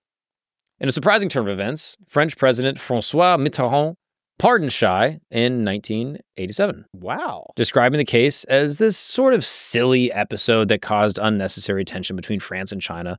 And Borsukov received his pardon shortly thereafter, and the two men were free. In the years that followed, Shy reached out to Borsukov, confessing that he still loved him. But for Borsukov, the illusion had long since shattered. Yeah. When informed of Shy's death in 2009, he responded with cold indifference. He did so many things against me that he had no pity for. I think it is stupid to play another game now and say I am sad. The plate is clean, and I am free. What happened to Doo-Doo? That's a good question. Yeah. Can we look that up? Shy Poor Doo-Doo. Doo-Doo. D-U-D-U. They probably just sent him back. Hey, you're going to camp. Yeah. Camp Gagnon. Going to a Uyghur camp, unfortunately. Oh, yeah. Here, click what happened to Shy Doo-Doo. A lot of people have had this same question. Yeah. And in our film adaptation, we're gonna have to do this. Shy Doo-Doo still lived in France, but not much is known about him. Hey, good. Hopefully a good life in France. What a crazy story that would be. That'd be tough. Who are your parents? Although it's like, yeah, but that's the thing is it's like on the one hand, I'm like, no, that's fucked up. I was trying to positive spin it. I was like, they weren't actually his parents. And he's like, yeah, but I was a child and Borsukov raised him, right? I don't know. I actually don't know who ended up bringing up young Doo-Doo. But, I mean, just an insane story. Great rap name, though. What's up, guys? We're going to take a break really quick because I want to help you make sports more fun. That's right. If you like watching sports, there's a way to make it 10 times more fun, and that is with Prize Picks. Prize Picks is the largest independently owned daily fantasy sports platform in North America. It's absolutely super fun and super easy to play. All you got to do is pick 2 to 6 player stats and hit more or less, and you can watch the winnings roll in. And to be honest with you, I'm pretty good. I've been winning some money, but I've lost more. I'll be honest. I'm bleeding money right now. I'm terrible at this game. I know nothing about sports. I'm awful. I always click more or less on the wrong things. So whatever I do the exact opposite of. Apparently, people are winning money on this. There's some people that are making, they turn $10 into $1,000 in just a few taps. Not me. Maybe you could figure it out. I don't know how to do it. So let's look at the picks from this week, shall we? All right, guys, there are games going on all the time, but tonight we got some big ones. That's right. Tonight is Thursday. Knicks are facing the Bulls. Jalen Brunson, Karl Anthony Towns, I'm told, are fresh off of their All-Star Game appearance. So for that, I'm going to say more. How did Brunson do in the All-Star Game? 8 whole minutes. That's pretty good. That means he's well-rested. Well-rested to take on the Bulls. And then we got Celtics versus Philadelphia. I'm saying Jason Tatum, you got to crush more on that, man. He is a bad man. So if you want to play along and make sports more fun, go to the App Store, download the Prize Picks app on your mobile device, use the promo code CAMP, C-A-M-P, and with your first $5 lineup, you will get $50 instantly deposited into your account that you are able to play with. That's right. I mean, here I am, giving the good people some funds to play with. So, you're welcome. Now let's get back to the show. What's up, guys? We're going to take a break really quick because I need to tell you about how you are potentially entitled for some compensation. That's right. You may have been injured without even knowing it. And I think statistically, most Americans have been injured by this. We know that our food is poison. Many of these companies, these massive conglomerates, are pumping our food with stabilizers and gums and other processed chemicals that are illegal in most other countries. But for some reason in America, they are fully legal and they are allegedly causing many health problems. That's a very small alleged. I actually just read a book about this, ultra-processed humans. It's fascinating that the processed chemicals that are going into our foods are terrible for you. I mean, if you were to take a baked cookie and a cookie that's filled with processed preservatives, even if they have the same exact nutritional profile, the one with the preservatives and all the gums and stabilizers and ultra-processing chemicals is going to be worse for you by a far, far margin. So, if you have been exposed to many of these ultra-processed foods, they've been known to be addictive, they've been known to target children, and they can potentially cause chronic diseases such as type 2 diabetes, fatty liver disease, both of which were unheard of 40 years ago, but now affect the lives of thousands of children. It looks like the people over at Morgan & Morgan are fighting for the people once again. That's right. Morgan & Morgan, America's largest law firm. I mean, they have, handled thousands and thousands of cases, recovered billions of dollars for their clients, and now they are targeting the ultra-processed food giants of the world, okay? So if you or your child has been diagnosed with one of these diseases that I mentioned before, you may have legal options. They have helped thousands of families seek justice against these big corporations, and they are ready to fight for you as well. So if you are interested, go to forthepeople.com/gagnon. That's right. That is forthepeople.com/gagnon. If you're interested in potentially hearing more about the way that these companies can be affecting you and your health and the health of your family, and how you may be entitled for compensation because of that. Now, I do have to disclose this is a paid advertisement. Now let's get back to the show. All right, we got another one. This one's quite the story. This was a British civil servant by the name of John Vassall. And he had a secret life which made him one of the most notorious victims of KGB sexpionage. 1952, John Vassall, young, eager clerical officer, was assigned to the British Embassy in Moscow, working as a part of a naval attaché staff. For Vassall, life in Moscow was both an escape but an exile. He found himself isolated by the rigid class structure and snobberies of the diplomatic world. Yet his loneliness was amplified by an even more significant secret. Do you have any guess? He liked butt stuff. Gay! Yeah. Okay. He's a gay guy. In 1950. That's a tough hand. Yeah, I wonder if being more open about sexuality has cut into the sexpionage business, because the secret gay was like that's your wheelhouse. That's what you want. Not only can we just seduce him, but now he can't even tell anyone at all.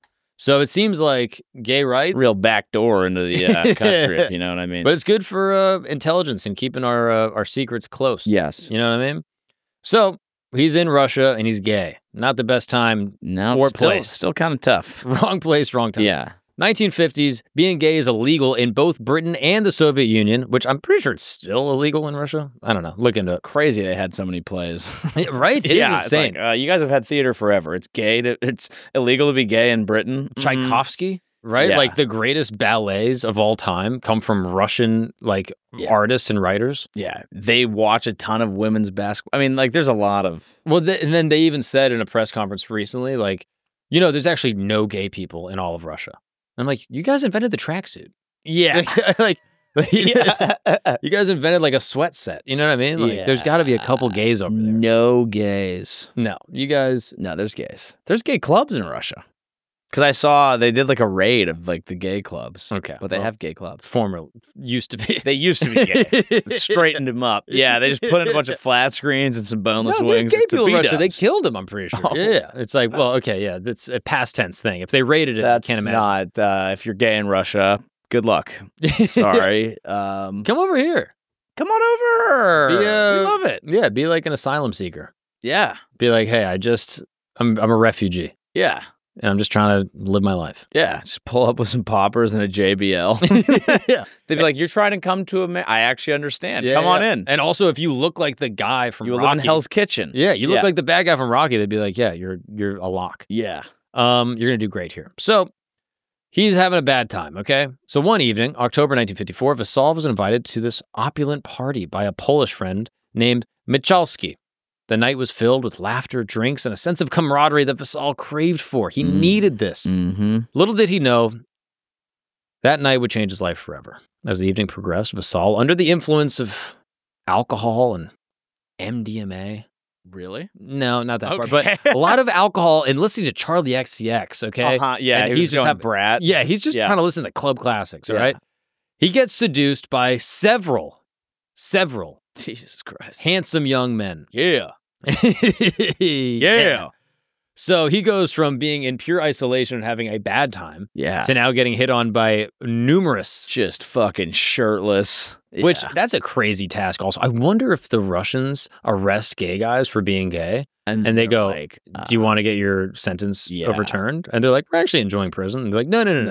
You're going to get you out of here. Unbeknownst to him, hidden cameras were clicking away the entire time, capturing every compromising moment. This wasn't just any party. It was a KGB honey trap. Cue the lights. Oots, oots, oots, oots. Yes. 2 guys pop out from under the table. The KGB's, wipe their mouths off. Just keep going. This is where it gets bad, okay? Days later, Vassall is confronted with the photographs. He's like, oh, fuck. Tough. That'd be the worst thing with a bad hangover, to just get confronted with the photographs. You got a Pedialyte, and they're like, oh, look what we saw. Yeah. Damn, I'm going to get murdered. KGB agents laid out his options. They sit him down at a table, right? They say, hey, look, either you can be a spy for the Soviet Union, or you can go back to England, where it's illegal. And we're going to send these pictures there, and you're going to get arrested, and your entire life and family and everything you've ever worked for, gone in a flash. So, choice is yours. So, living in a time where literally his sexuality could destroy his career, reputation, and freedom, he felt he had no choice but to cooperate. That's tough. So, the demands sort of, they start gradually, okay? He's instructed to pass along some... I wonder if he was like, so as far as assignments go, can I do one of these, like, gay things that we just did? Yeah. And, like, can I just do someone? Can I keep gaying my way up the ladder Yeah. and just, at least catch a couple dongs on my way Can we do, like, an out? MLM? Yeah. Like, I'll get 3 gay guys, and then Multi-level those 3 men. gay guys will get other gay guys. Yeah, multi-level men agency. Let's do this. Yeah. Exactly. So he's instructed to pass along some mundane information. Okay, so just give some info. Who cares, right? Earth. But as time went on, the requests become a little bit bolder. He soon found himself photographing and handing over classified documents concerning British naval defenses, radar systems, and warship blueprints. That's not very nice.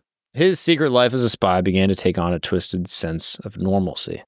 His espionage career took off when he returned to London. Funny way to put it. His espionage career took off. Yeah. Finally, I'm getting all the jobs that I wanted. Yeah, I'm life snitching on Churchill. Yeah, this is great. Like, look at everything that's turned around for me.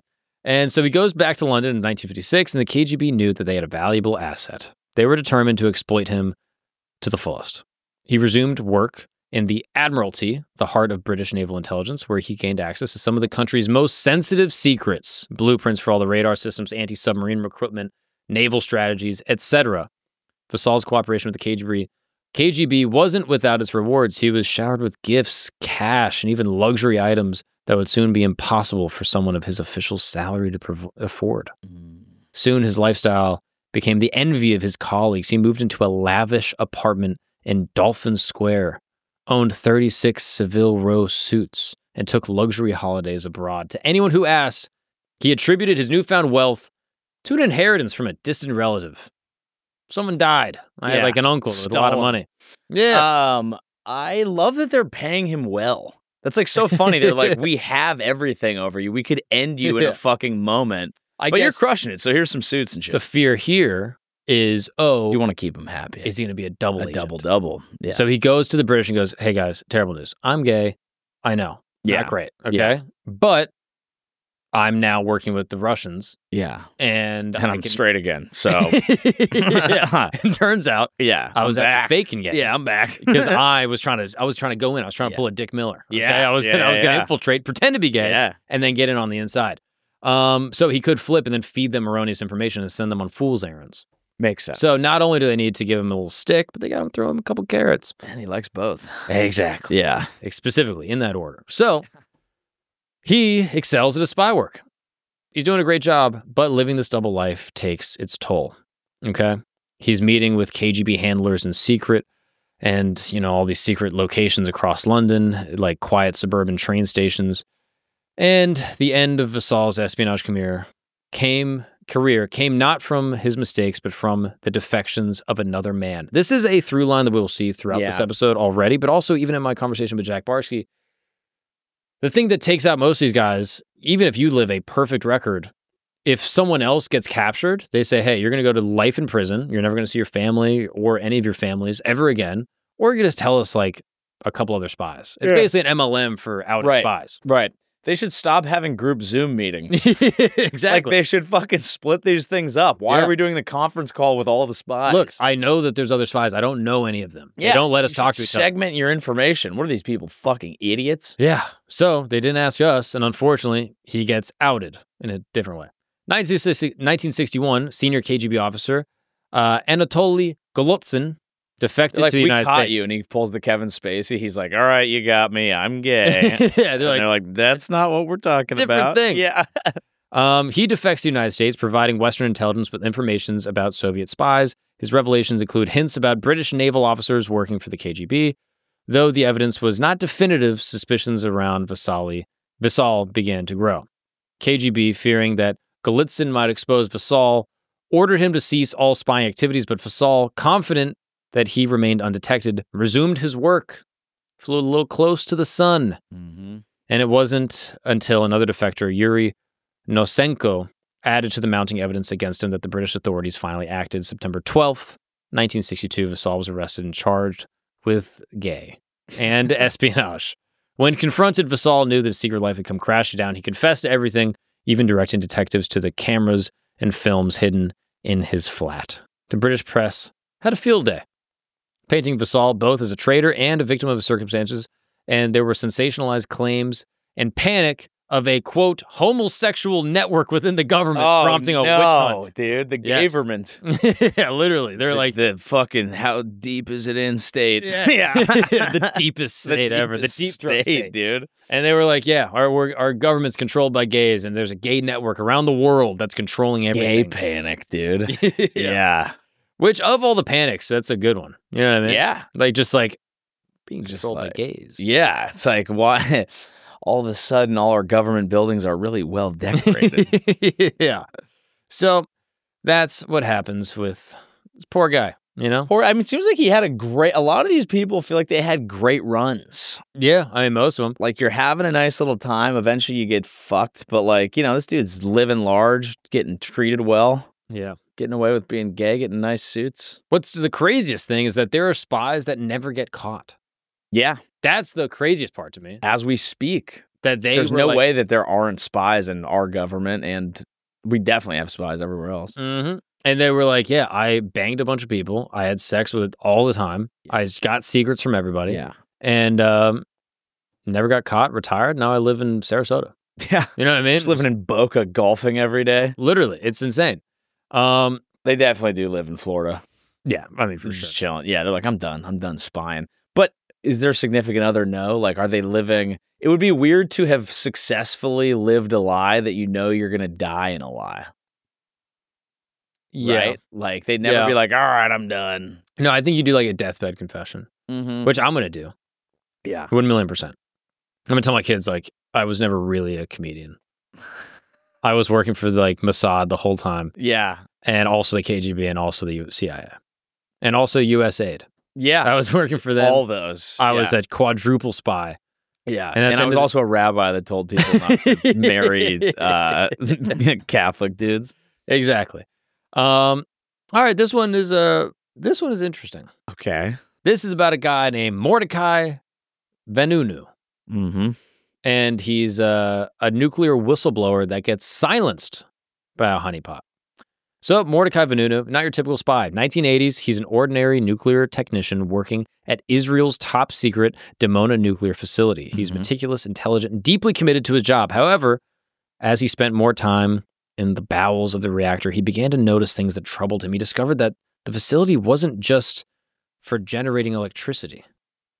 It was manufacturing plutonium for nuclear weapons. Whoa. He's a little freaked out by this, okay? He's like, uh-oh, my worst fears are confirmed. Israel possessed a covert arsenal capable of producing 10 nuclear bombs a year. Uh-oh. That's a lot. In an era where the world stood on the brink of nuclear annihilation, Vanunu wrestled with his conscience. Could he continue working for a government hiding its nuclear ambitions from the world? Would staying silent make him complicit in potentially a catastrophic world-ending event? His moral dilemma deepened, and by 1986, he made a fateful decision. He would reveal the truth to the world, no matter the cost. Equipped with a smuggled camera, Vanunu... Hot guy. It's a tough one. Yeah. He captures undeniable evidence of Israel's nuclear weapons program. After secret photographing of the facility's interior, he fled the country, went to Australia, where he sought sanctuary. Despite his best efforts, Vanunu struggled to find anyone willing to listen to his story. His breakthrough finally came when he contacted the Sunday Times in London, one of the few outlets that grasped the gravity of the revelations. It seems like most people would have been able to grasp that. You'd think. Right? If he's like, hey, I have a secret nuclear program. Other people didn't want to mess with it, though. Yeah, I guess. Like, I don't know, brother. I barely feel comfortable even talking about the story. Why? I mean, it's just a whole thing, you know? Come on, it's out there. It's on Wikipedia. This guy's alive. They'll come for him, not you. Inshallah. Okay. Yeah. Okay. Well. So, despite his best efforts, he has a hard time finding everyone, and then he finally finds his paper in London. Vanunu, however, was unaware that his every move was being tracked by one of the most powerful intelligence agencies on the planet. Shared his story with journalists, Mossad had already begun a covert mission to silence him. Aware of his activities and determined to protect Israel's policy of nuclear ambiguity, Mossad launched an intricate plan to bring him back. They needed a strategy that would be swift, effective, and untraceable. Jewish pussy. Not exactly what I would say, but yes. Okay, yeah. Enter Cindy, a beautiful, cunning Mossad agent. She was chosen for the job, operating under the alias Cindy. She was the perfect bait for a classic honeypot operation. She's no ordinary spy. She's a master of seduction, deception, and manipulation, trained in the art of luring targets into dangerous Got a traps. spinnable dreidel. Yeah. Her assignment was clear. Seduce Vanunu, gain his trust, and lure him into a trap that would bring him back to Israel. All right. Cindy. So, Light September the menorah. 1986, Vanunu stayed in London. Okay, he's chilling out there. Cindy makes her move. She plays a role of an American tourist, a woman intrigued by Vanunu's mysterious life, charmed by his intellect. She listened to his stories, shared drinks with him, and gradually coaxed him into believing that she was genuinely interested. Vanunu, who had been isolated and very lonely for months, fell for Cindy's charm. He believed he had finally found someone who cared for him. As their relationship blossomed, Cindy suggested that they take a romantic trip to Rome together. Overwhelmed by his feelings for her and eager for a brief escape from the chaos, Vanunu agreed, never suspecting that he was walking into an orchestrated trap. Vanunu and Cindy landed at Rome. He believed this was the start of a new life, far away from the political turmoil he had stirred up, but now with a clear, free conscience. Instead, it was the beginning of his nightmare. They strolled through the city's ancient streets, laughing, enjoying a great time, but Mossad monitored every move. That evening, Cindy suggested they return to her apartment, and as they entered, before Vanunu could even react, Mossad agents burst into the room, tackling him to the ground. They say, "Hey, I'm Chris Hansen." He goes, "What?" Yeah, you're on To Catch a Predator. He's like, "What the fuck?" You're the predator. He's like, "What?" That's crazy. So they inject him with a sedative, rendering him unconscious. His last sight was the face of the woman that he thought loved him. Cindy. Slowly blacks out. He's drugged, incapacitated. Mossad agents smuggle him out of his apartment and into a waiting vehicle. They had anticipated every potential obstacle. Their extraction plan was executed with military precision. Vanunu was hidden in a shipping crate, whisked away to a waiting ship, and transported back to Israel. Back in Israel, he's charged with espionage and treason. His trial is conducted in secret, away from the eyes of the world. An Israeli government was determined to make an example of him. He's sentenced to 18 years in prison and spent a staggering 11 years in solitary confinement. Oh, Lord. And man, that's brutal. 11 in solitary. Yep. And as a result, to this day, no one knows about Israel's potential and nuclear capabilities. Except for the listeners of this program. Wait, did I say that? Oh, fuck. Oh, shit. Oh, no. Oh, no. Damn, my bad. So he's still in jail then, I imagine? Oh, this is in the 80s, so he might be out. Okay. I don't know what happened to him to this day. God damn, Vanunu. Yeah, you get it, right? That's tough. Yeah. I mean, it's kind of funny to be like, I've blown a whistle on a budding nuclear power that we know has, famous intelligence capabilities. And, but damn, this chick's kind of eyeing me at the bar.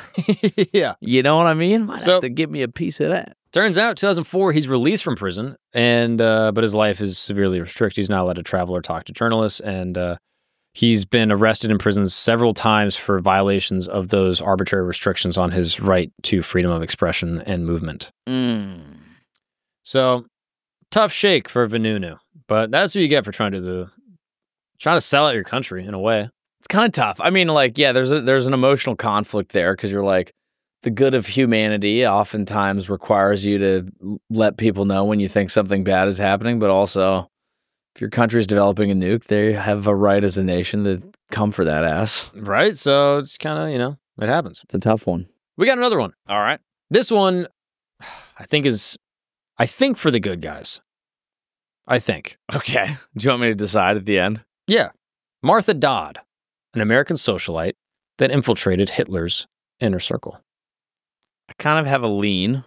So, Martha, all right, let's get a picture of Martha. That'll actually be helpful. She arrives in Berlin in 1933 with her father and brother, right as Adolf Hitler rises to power. As the ambassador's daughter, she's thrust into Nazi society, quickly gaining access to the most influential figures of the regime. Martha's beauty and vivacious personality draws the attention of numerous high-ranking officials. She soon found herself involved in romantic entanglements with several prominent Nazis, including Ernst Hansfengalt, a close confidant of Hitler, and Ernst Udet, a celebrated Luftwaffe pilot, and Rudolf Diels, the first head of the Gestapo. Was a nympho. She turned out to be a nympho. Yeah, girl. Come on, Martha. It was a different time. Yeah. Among these men, Martha's most notorious fare. You know their trains run on time.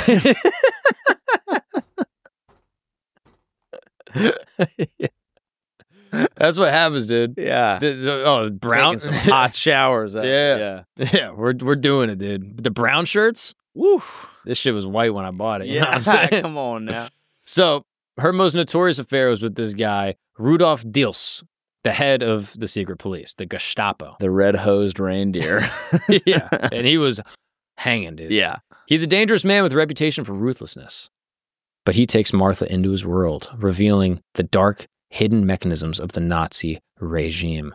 I was intrigued and fascinated by this human monster, Martha later recalled. Girls love bad boys. Yeah. It's crazy. Yeah. Like, she looked at a Nazi and was They're like, he's been killing people, but he fucks different. And I can fix him. Yeah. Like, he just needs, support. Yeah. And, someone that can, have his back. And he's actually a great guy. Yeah. Sure. Sure, work is stressful. Yeah. Yeah. Sure, he wants to kill all the Jews. Right. Okay? But he's a good... Deep down. If you knew him the way I knew him. Yeah. So, despite her fascination with Nazis, Martha began to feel uneasy about the regime. In 1934, during the Night of the Long Knives, as some people may be familiar with, when Hitler's purge of his political rivals led to the murder of hundreds, including many of the men Martha had socialized with, this moment opened her eyes to the true nature of the Nazi regime. We all have a moment. Yeah. Here we go. You killing all my exes, dude? Are we the baddies? Yeah. You know, that kind of little shift. And so she begins to feel her loyalties changing place. In the midst of her growing doubts, Martha encountered this guy, Boris Vinogradov, a charming, intelligent Soviet diplomat stationed in Berlin. Boris, an agent of the NKVD, okay? No, they're not in Paris, before you even try to do that one again. You fucking dastardly dog. This is basically the predecessor of the KGB, was immediately captivated by Martha. So now Martha's getting teed up by the Soviets. People love this girl. So they used to make Marthas different. Right? Yeah. The Marthas we have today. Not, absolutely not. Don't hold up. But back in the day, Martha was like a, damn.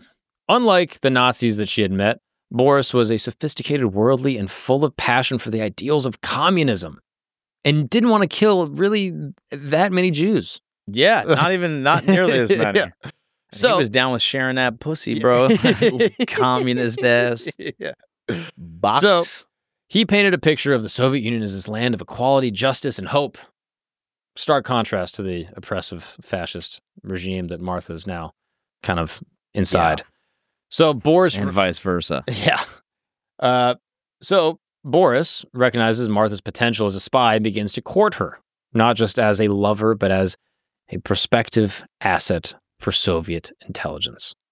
As the relationship deepened, he persuaded Martha to share secrets from her father's work in the Nazis' circles she frequented.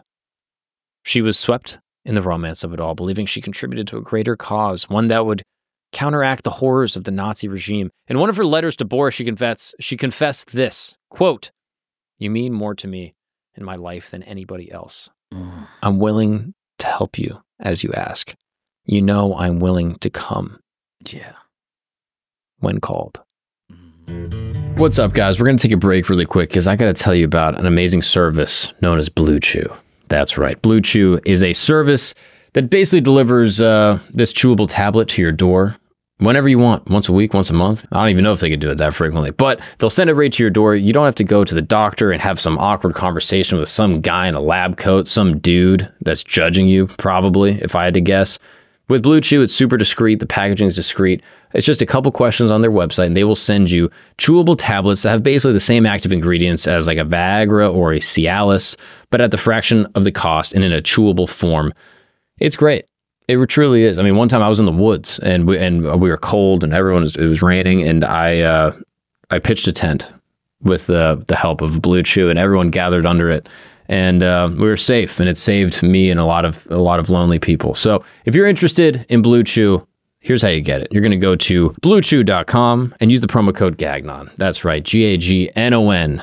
It's kind of funny. Gagnon has the promo code. I don't know why exactly, but it is funny. And you're going to receive your first month for free. That's right, bluechew.com. Use the promo code GAGNON. Check it out. Blue Chew. Let's get back to the show. In 1936, Martha was fully committed to the Soviet cause, passing on sensitive information from her father's diplomatic cables and the social gatherings she attended. Her actions did not go unnoticed by Soviet intelligence. Her reports quickly rose to the highest echelons of the Kremlin. Even Joseph Stalin himself took an interest in Martha's lovely letters, recognizing her as a valuable asset with unparalleled access to the inner workings of both the American embassy and the Nazi elite.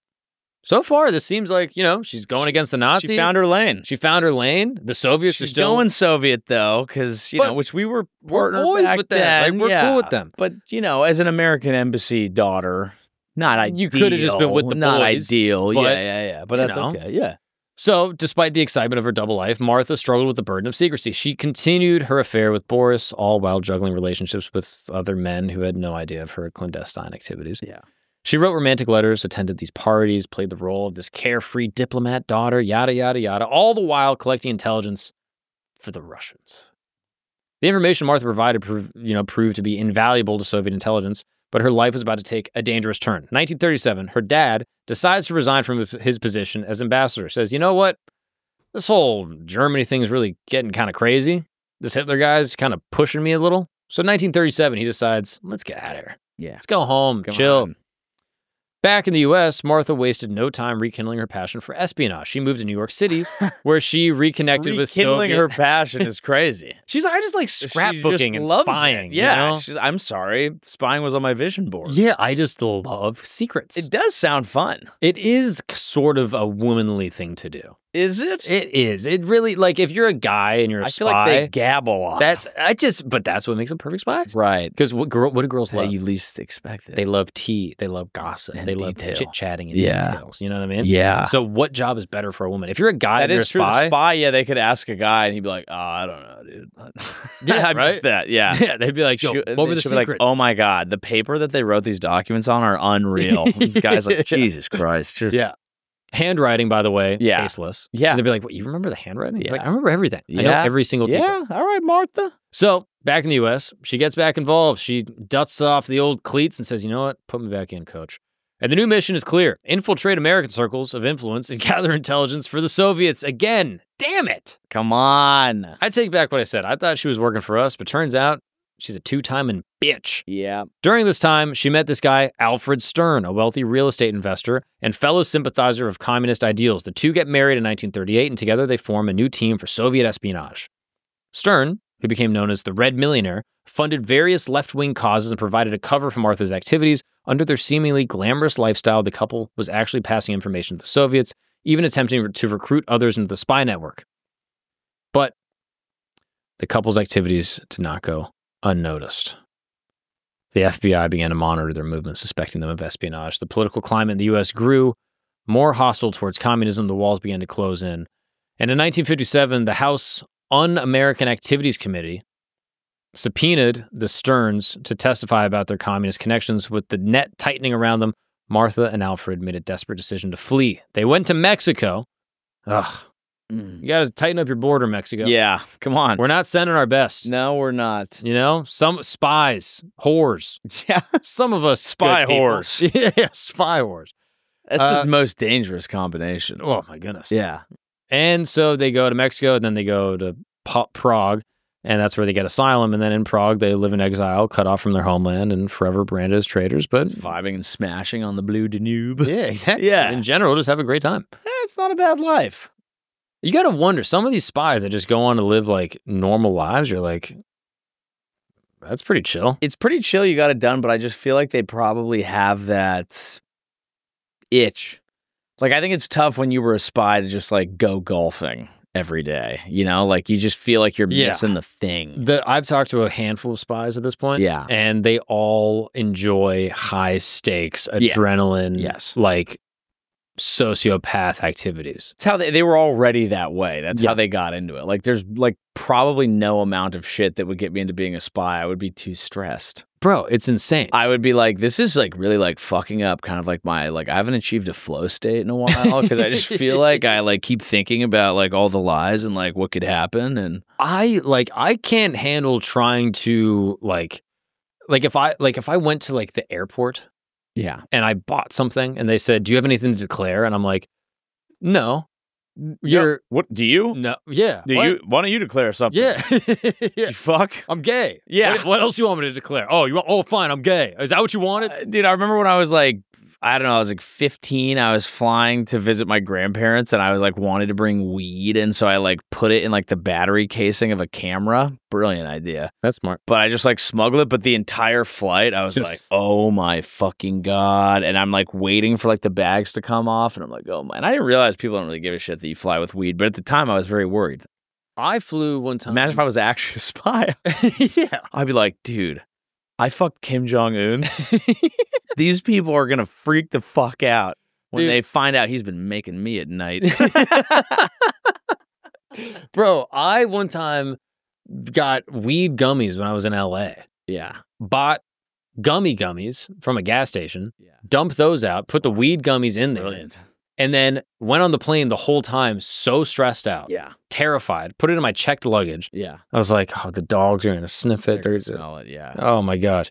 I land, I open up my suitcase, they're not in there, and I realize I left it at my friend's place.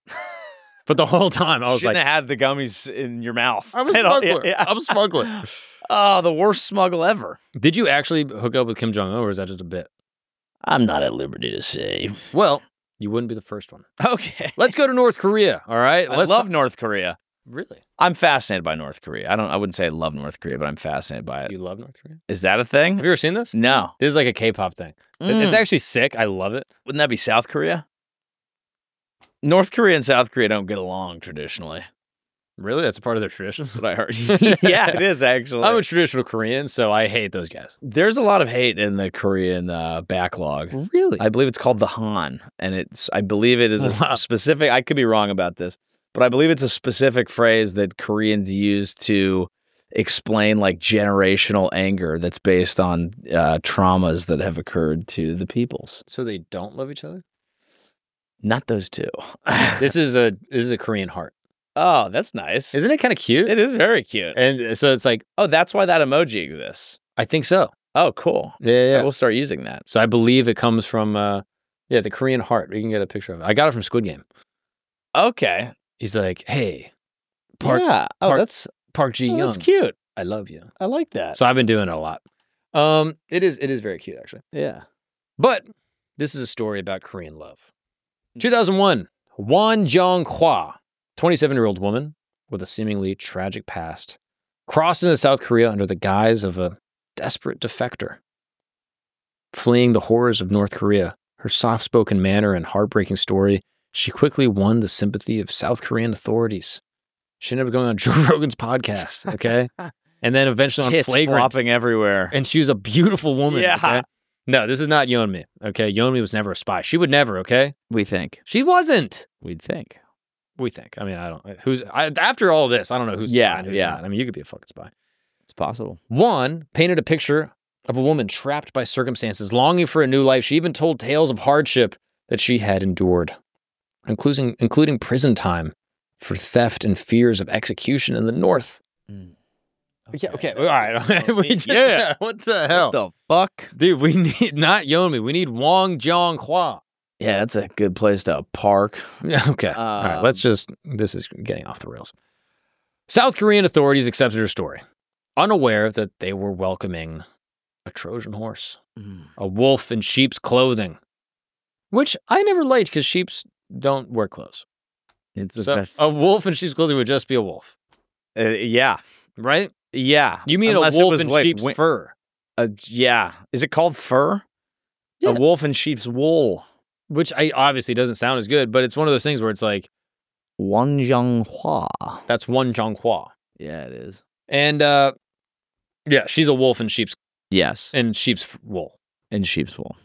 She goes down into South Korea, okay? And she's telling them this whole story.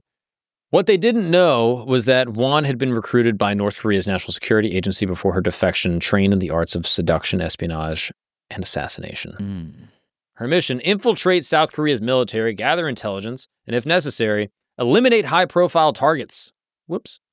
As part of her cover, Won became a public speaker, lecturing to South Korean military units about the evils of the North Korean regime. Her passionate, ex-communist rhetoric and beauty made her an instant favorite amongst South Korean soldiers. Yeah. All right. This is a familiar story. I feel like she's been getting turned out. Yeah, I don't know what's going on. Yeah. Using her charm and sexual allure, she began targeting South Korean military officers, striking up relationships. A little familiar, huh? Yeah, the whole public speaker angle. Don't look into that, okay? It's just a coincidence. It's a coincidence. Yeah. I mean, who's going to come back from North Korea and be like, honestly, I fled, but it was pretty chill. Pretty sick. You know what I mean? Like, that just seems What's like... amazing is to give all these speeches and then in the back of your mind be like, just kidding, it's fucking awesome. It's crazy to be North Korea and be like, hey, let's get this girl. Yeah. Send her to South Korea. Where she sees everything is, you know. Trash us. Yeah. And they know, like, oh, yeah, obviously you're going to trash us. But, like, she's like, dear leader, though, I'm with it. It's crazy that, like, this is recently. This is in 2000. Yeah. So as she basically moves herself around, she's having a great time. Everyone's happy. She's cool. She's using her charm and her sexual allure to start targeting military officers. Just to answer, I think that the only way to keep someone, obviously you need someone who's indoctrinated, which a lot of people in North Korea are, but I also think they're probably promising her like a fucking palace or some shit where it's like you can live like some real shit if you come back. I think it's probably all of that. Yeah. And then I think might mostly, not be true. I think mostly they say, by the way, you remember your mom? And she's like, yeah, of course. Yeah. And she's like, you remember your dad and your whole family? Right. Well, right we'll now, kill them. We have them inside a giant blender. It's a huge blender, and it's got a giant and there's propeller. just a Squid Games dude walking around the outside. Exactly. Yeah, and they're going to be in that blender, and we're going to feed them. And if you leave, we're going to push the button. Yeah. And Kim Jong-un will drink it. And we're going to put some protein in and we're going to film it. We're going to put it on YouTube. Yeah. We're call it Will It Blend. Okay. It's going to be a part of a big YouTube It'll be called Blending In North Korea. Yeah, exactly. Yeah. So if that's what you want to do, that's up to you. But just know that they're going to be. I forgot about that. Yeah. So that's a bit of a. I think that's probably family thing is a generally strong anvil to hold over someone's head as well. But on top of that, be like, you can also come back and have a palace and everyone's happy. So yeah. Kind of tip the scales. A little this and that. Precisely. So, all right, great. We got a picture of Kim Jong-un. Kim Jong-un. Let's take a look. Good looking guy. That's what he looks like. Good looking dude. Yeah, I mean, that guy looks like he's been drinking a couple families. Anyway. Yeah. Using her charm and sexual allure, she starts to target military officers, striking up relationships, seducing them, and eventually coercing them into releasing classified information. Yeah. She collected sensitive data about South Korean military installations, weapon systems, and personnel, all the while passing herself off as this loyal defector who's just grateful to be here. As she moved through military circles, Won built a web of informants, exploiting her relationships to gather intelligence for her North Korean handlers. To further her mission, she traveled back to China over a 5-year period where she would meet with her North Korean contacts to deliver the information that she had gathered. In exchange, she received new orders, funds, and most chillingly, poison-tipped needles meant for assassination missions against South Korean targets. One of her most critical missions was to locate and eliminate Hwang Jang-yop, the highest-ranking North Korean defector and former chief architect of North Korea's Juche ideology, or Juche ideology. I don't know which one it is. Basically, this is North Korea's state ideology that emphasizes self-reliance, political independence, and economic self-sufficiency. This is the guy that built all that shit in North Korea, and then he defected. It advocates for the country to control its destiny without foreign influence and maintain a strong military, yada, yada. Right. They don't like that guy. They don't like that he left. So, how would you pronounce that? Juche seems Koreanish. Juche seems about right. Right? Juche. That would be another. Juche. Just trying to zhuzh it up a little bit. Yeah, zhuzh it up a little bit. She's trying to catch a vibe, see what the it factor is down. Yeah, there you go. It's Juche. Juche. We are looking at how to pronounce this word invented by the North Korean regime to designate an ideology of self-sufficient and No, I like. self-reliance is essential about pronouncing it. Simply Juche. Dude, he did the full recipe lady thing where it's like you just want to know how to make hot chocolate, and they're like, chocolate is a special thing that has been passed down from generations. I often think about a cool day and my late grandmother. It's like, how the fuck do I make hot chocolate? Say the word. More importantly, I'm not going to take pronunciation advice from a guy that sounds like this. Yeah, juche. You would like to know how to pronounce it as juche. Juche. Like, you just said it French. Yeah. If you'd like to know how to pronounce it with a French accent, this is how you do it. Juche. If you ever wondered how to pronounce a word wrong, I got you. I got you. So, this guy Huang, right? The guy that defected, he's a prime target in Pyongyang. They want him. The North Korean agents had made multiple attempts to kill him since his defection in 1997, and they finally found their perfect tool. One was tasked with tracking down Huang, who lived under constant police protection in South Korea. Despite her efforts, she never succeeded in making contact with him. As Juan continued her espionage activities, cracks began to appear in her carefully constructed facade. In 2006, after delivering 33 anti-North Korean lectures, military officials began to notice subtle shifts in her rhetoric, picking up hints of positive Pyongyang sentiments. Questions rose about her true intentions, and suspicions deepened as intelligence officers began to dig into her past. The point came in 2008 when South Korean authorities discovered that Won had not only been seducing military officers, but also had been amassing a collection of business cards and photographs belonging to 23 high-ranking military personnel. This revelation led to her arrest under intense questioning. She confessed to her double life as a North Korean spy. Wow. You dumb bitch. You just fucked it up. You're giving right speeches there. and you're like, North Korea's bad, they suck, they're awful, and someone's like, yeah, and they're ugly. She's like, they're not all ugly. They're like actually pretty hot. I mean, like we all know Kim Jong-un's like the hottest guy. Like they're right? like I wish I could fuck. I wish I could sit on that big white face. Yeah. And everyone's like, wait, take that extra wide Schwinn for a ride. They're like, what? You think he's hanging? No. All right. No, I think he's got a tiny little dick. Really?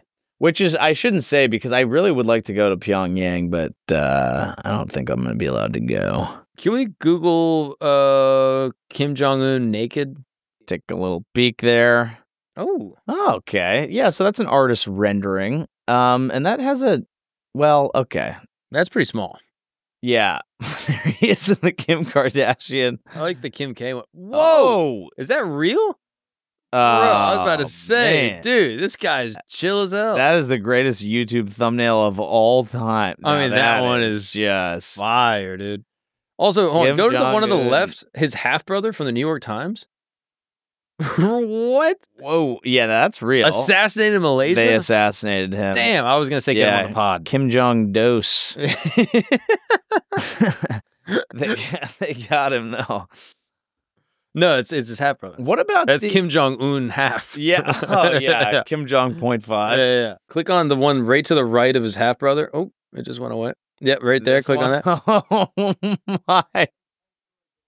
Oh. You know what these guys need? What? Hands-free flashlight. Yeah. Our greatest invention from the last episode. The hands-free flashlight. Which is now a real thing. It is. Yeah. We texted each other about it. Yeah, someone must have heard the pod. And my friend JJ Lieberman, a dear friend of mine and a very funny comedian, purchased one and has been telling me about it. Actually? Yeah. He says I great. love how you just dropped his full name. He talks about it at length on stage. Okay. So I don't think he uses the hands-free flashlight. I'm sure you're familiar with it. He has a funny Instagram series where he goes, I'm not a pervert, but... I'm not familiar with I was at the gym and I saw a girl working out and I saw sweat right in her crotch and I was so turned on. And you're like, well, it's a little perverted. It's a little. Yeah. But they go viral. People love them. Yeah, well, horny internet is a real thing to tap into. Oh, just the Goon Squad? Yeah. The Goon Squad, dude. Yeah. The Gooners. Yeah, the big-time Gooners. Which now there's a war on the Gooners. Is there? Oh, yeah. From the no-nutters? They're banning porn all over the world. The no-fappers have taken over.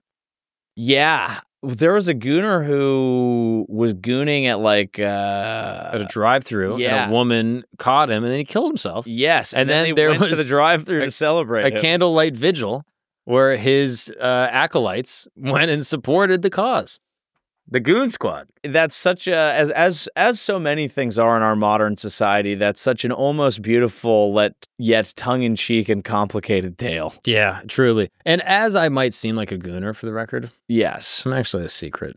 You're a secret nofap. I'm a covert nofap. You're definitely a nofap. Yeah, big time. I'm just an old school guy. I just crank when necessary, but it's not a lifestyle. No, it's reasonable. I think it's admirable, and I think it's respectable. Yeah. You're not a full-blown gooner. You're just a run-of-the-mill. Empty the chamber every once in a while, so I'm not walking around with a loaded gun. Yeah, no, I respect it. I, on the other hand, believe in semen retention and even at times semen recycling.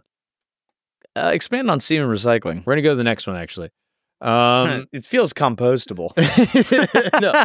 Semen recycling is where if you do release your seed, you actually insert it back in your body such that it never goes out of your body. Is that a double spit? Doesn't matter how you do it, okay? Why does that matter? A cum spit swallow? No, I do an enema, okay?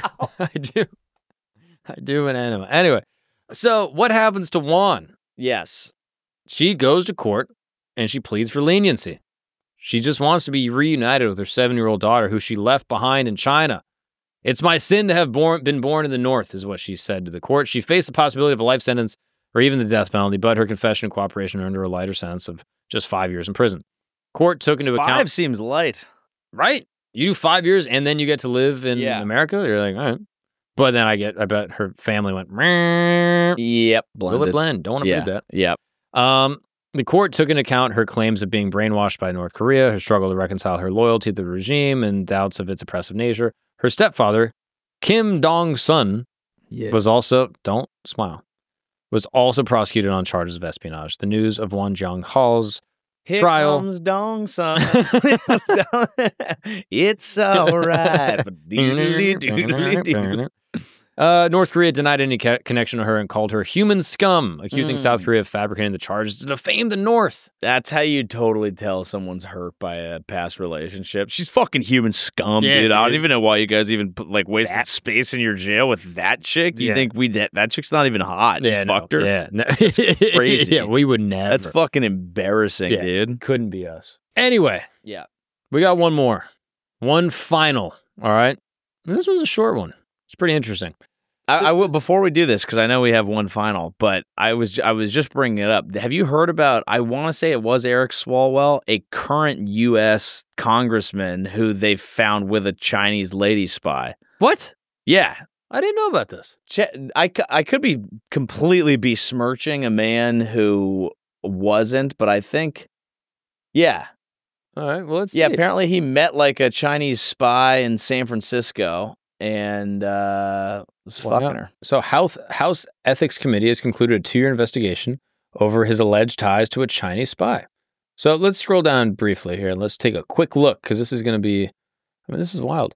So they just said that in 2020, Fang, a suspected Chinese intelligence operative, have targeted Swalwell and other politicians to gain national prominence, who had potentially gained national prominence. Fang had taken part of a fundraising activity for his re-election campaign. Swalwell immediately cut ties in 2015 after receiving briefings from federal investigators. He was not accused of wrongdoing. Wow. So they caught him and they told him and he was like, oh shit, you're right. Yo, but I think he did get inside of her soup dumpling. Let's scroll down a little bit more. The Ethics Committee investigation began 2021. McCarthy says Fang's justification for removing him from the House committee when Republicans regained control of the chamber.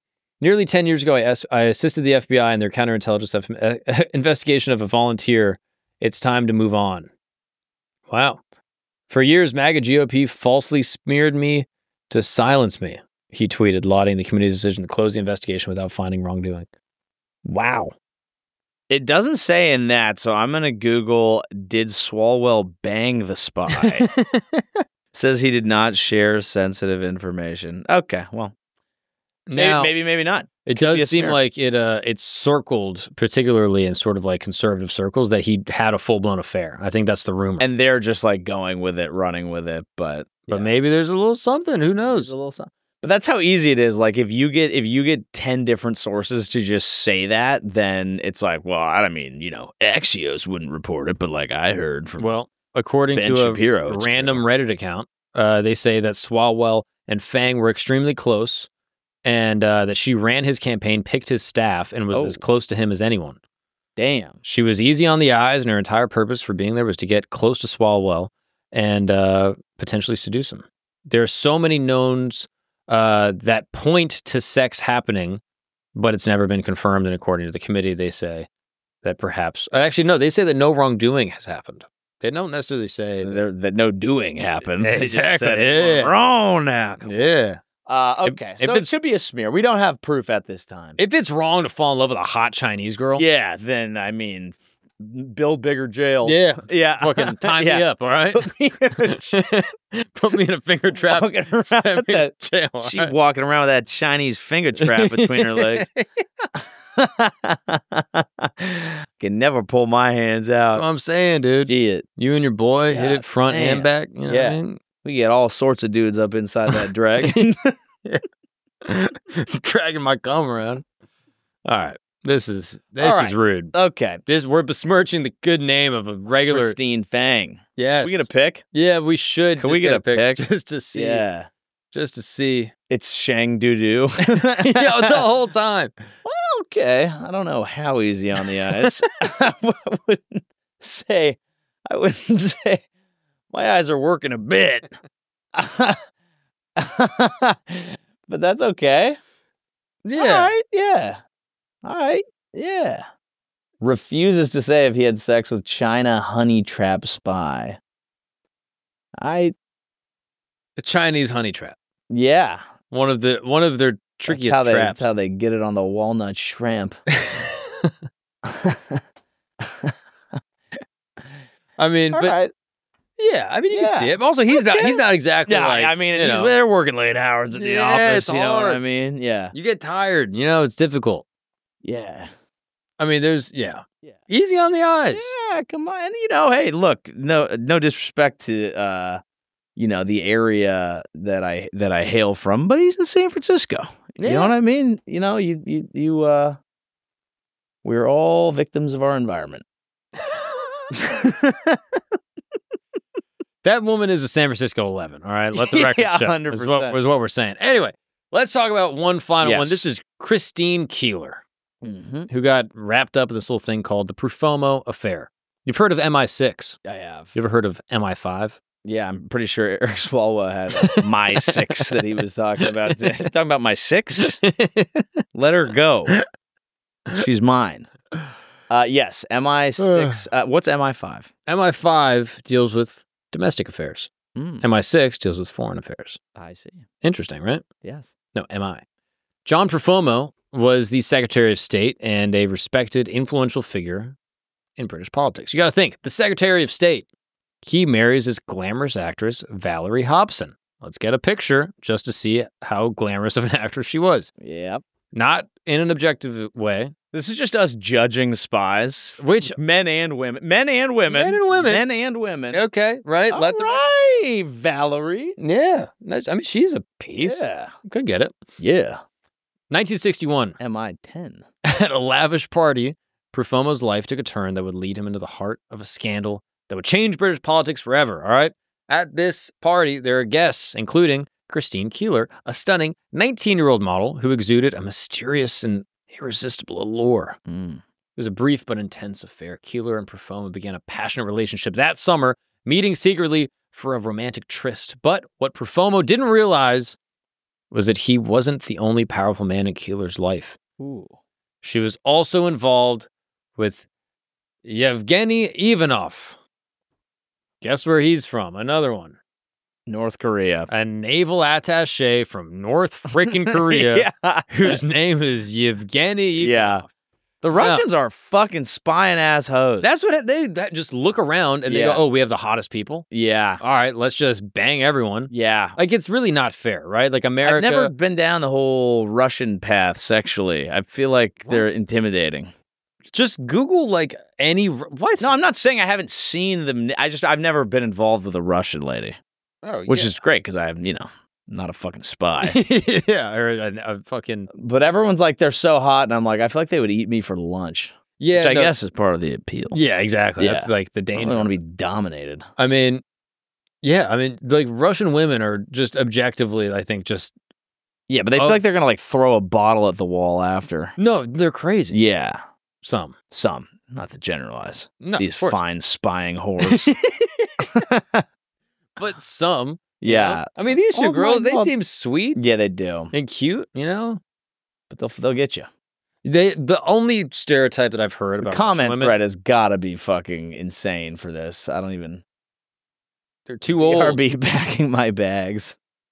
Yeah, I mean, this is also a crazy place because, like, I mean, what? Like, a bajillion Russian dudes died in World War II and just left all of these women just horny and alone? Yeah. Just sitting around, just waiting. Leaving them there. So they have all these women, All of the them. hottest in the world. Tons of And them. they go, let's send them around. Yeah. Like, you're not telling me Colombia... It's a natural resource. Colombia could be the greatest intelligence operation of all time. Who says they're not? I They need- might be. I need to make a phone call. Yeah. He was a Soviet intelligence officer, okay? And he's also deeply connected to the world of espionage, okay? Mhm. Britain is in the midst of the Cold War, as is, you know, most of the world post-World War II. And any possibility of state secrets being passed between senior British government and Soviet spies is obviously not a good thing. Rumors of the affair spread like wildfire, drawing the attention of MI5, a British intelligence service. So, what do? They investigate.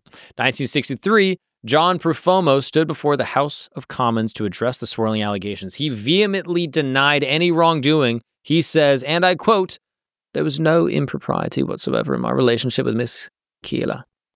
His words seemed to satisfy Parliament and the press. Thank God. But behind the scenes, investigators were closing in. Weeks later, the truth came out. Profumo had lied and had indeed engaged in an affair with Christine Keeler. Profumo was forced to resign in 1963.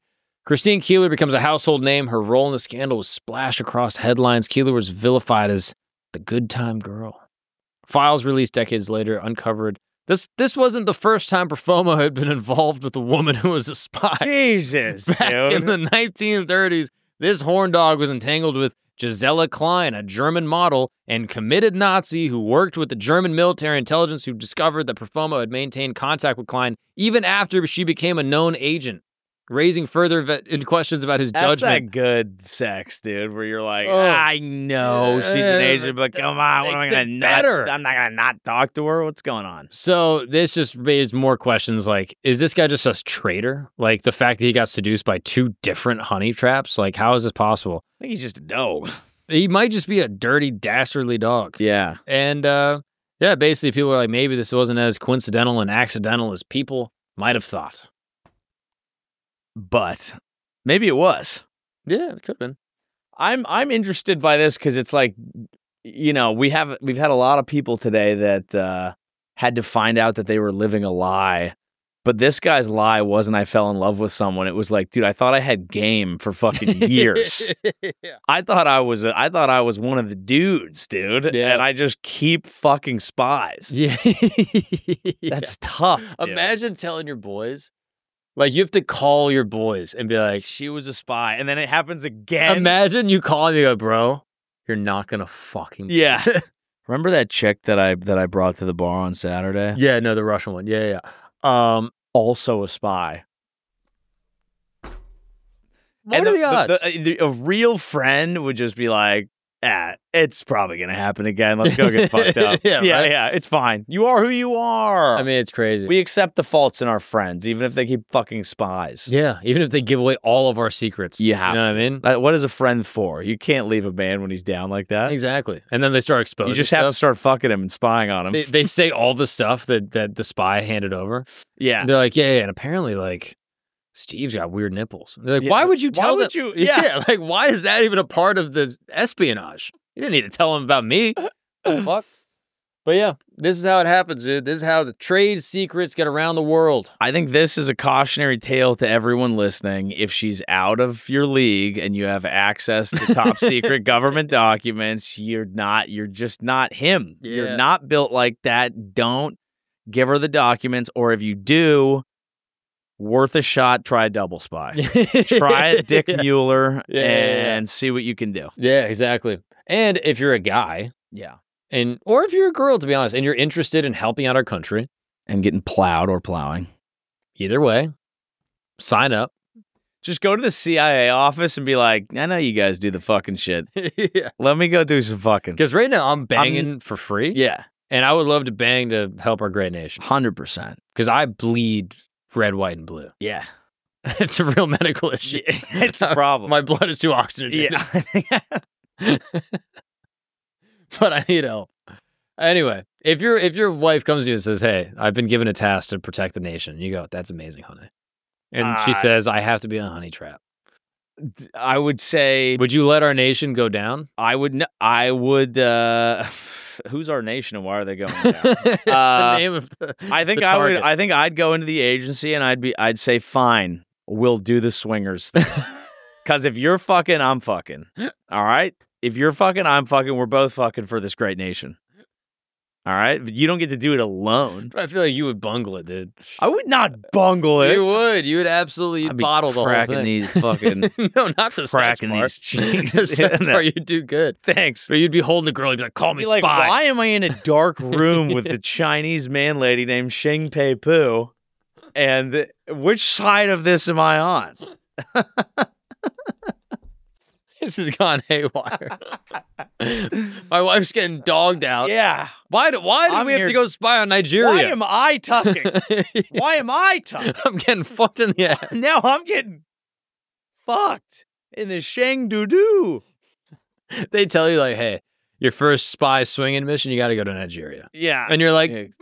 "Why do we need their secrets?" And You like, mean no. Algeria? No, Nigeria. Nigeria. Okay. And then you find your target, and he's big, and he's tall, and he's scary. Oh, it can't be just a nice Nigerian lady. No, it has to be- you get to be with a beautiful Nigerian lady. Oh, yes. But yes. then your wife Yep. Well, that's has to learn about a Bumbo's big old secret. well, I would just I'd have to make my way through the village. I'd have to have a few assignments with many of the lovely ladies Far out away. there. Hey, I love it. For our But, nation. Look, if I'm committing to swinging and being a spy for our nation, we'll fuck anywhere. We're going to get at the big secrets. Yeah, the biggest secrets, The biggest, the blackest biggest, secrets. darkest secrets in all of Paris. Damn. Thank you guys for tuning in. We'll see you next time. Thank you, Joey. Have a great day. If you've made it to the end of this episode, that's because you rock with us. And for that, we rock with you. You are sophisticated. You enjoy honest, true communication, a highbrow type of person that understands this. History is not just dates and names. It is a tapestry of human triumph and tragedy. From the day Nostradamus made his first prophecy to the morning Paul Revere took his midnight ride, from ancient oracles to modern revolutionaries. That is why I need you. If you have not already, please sign up for Today in History, our free newsletter. Today in History brings you the stories that matter, the moments that changed everything, and the secrets hidden in time. Join thousands of history enthusiasts who get their daily journey through time. Don't let another day of history pass you by.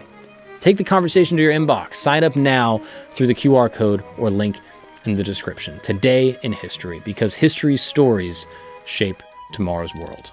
Thank you for watching the episode. We'll see you next time.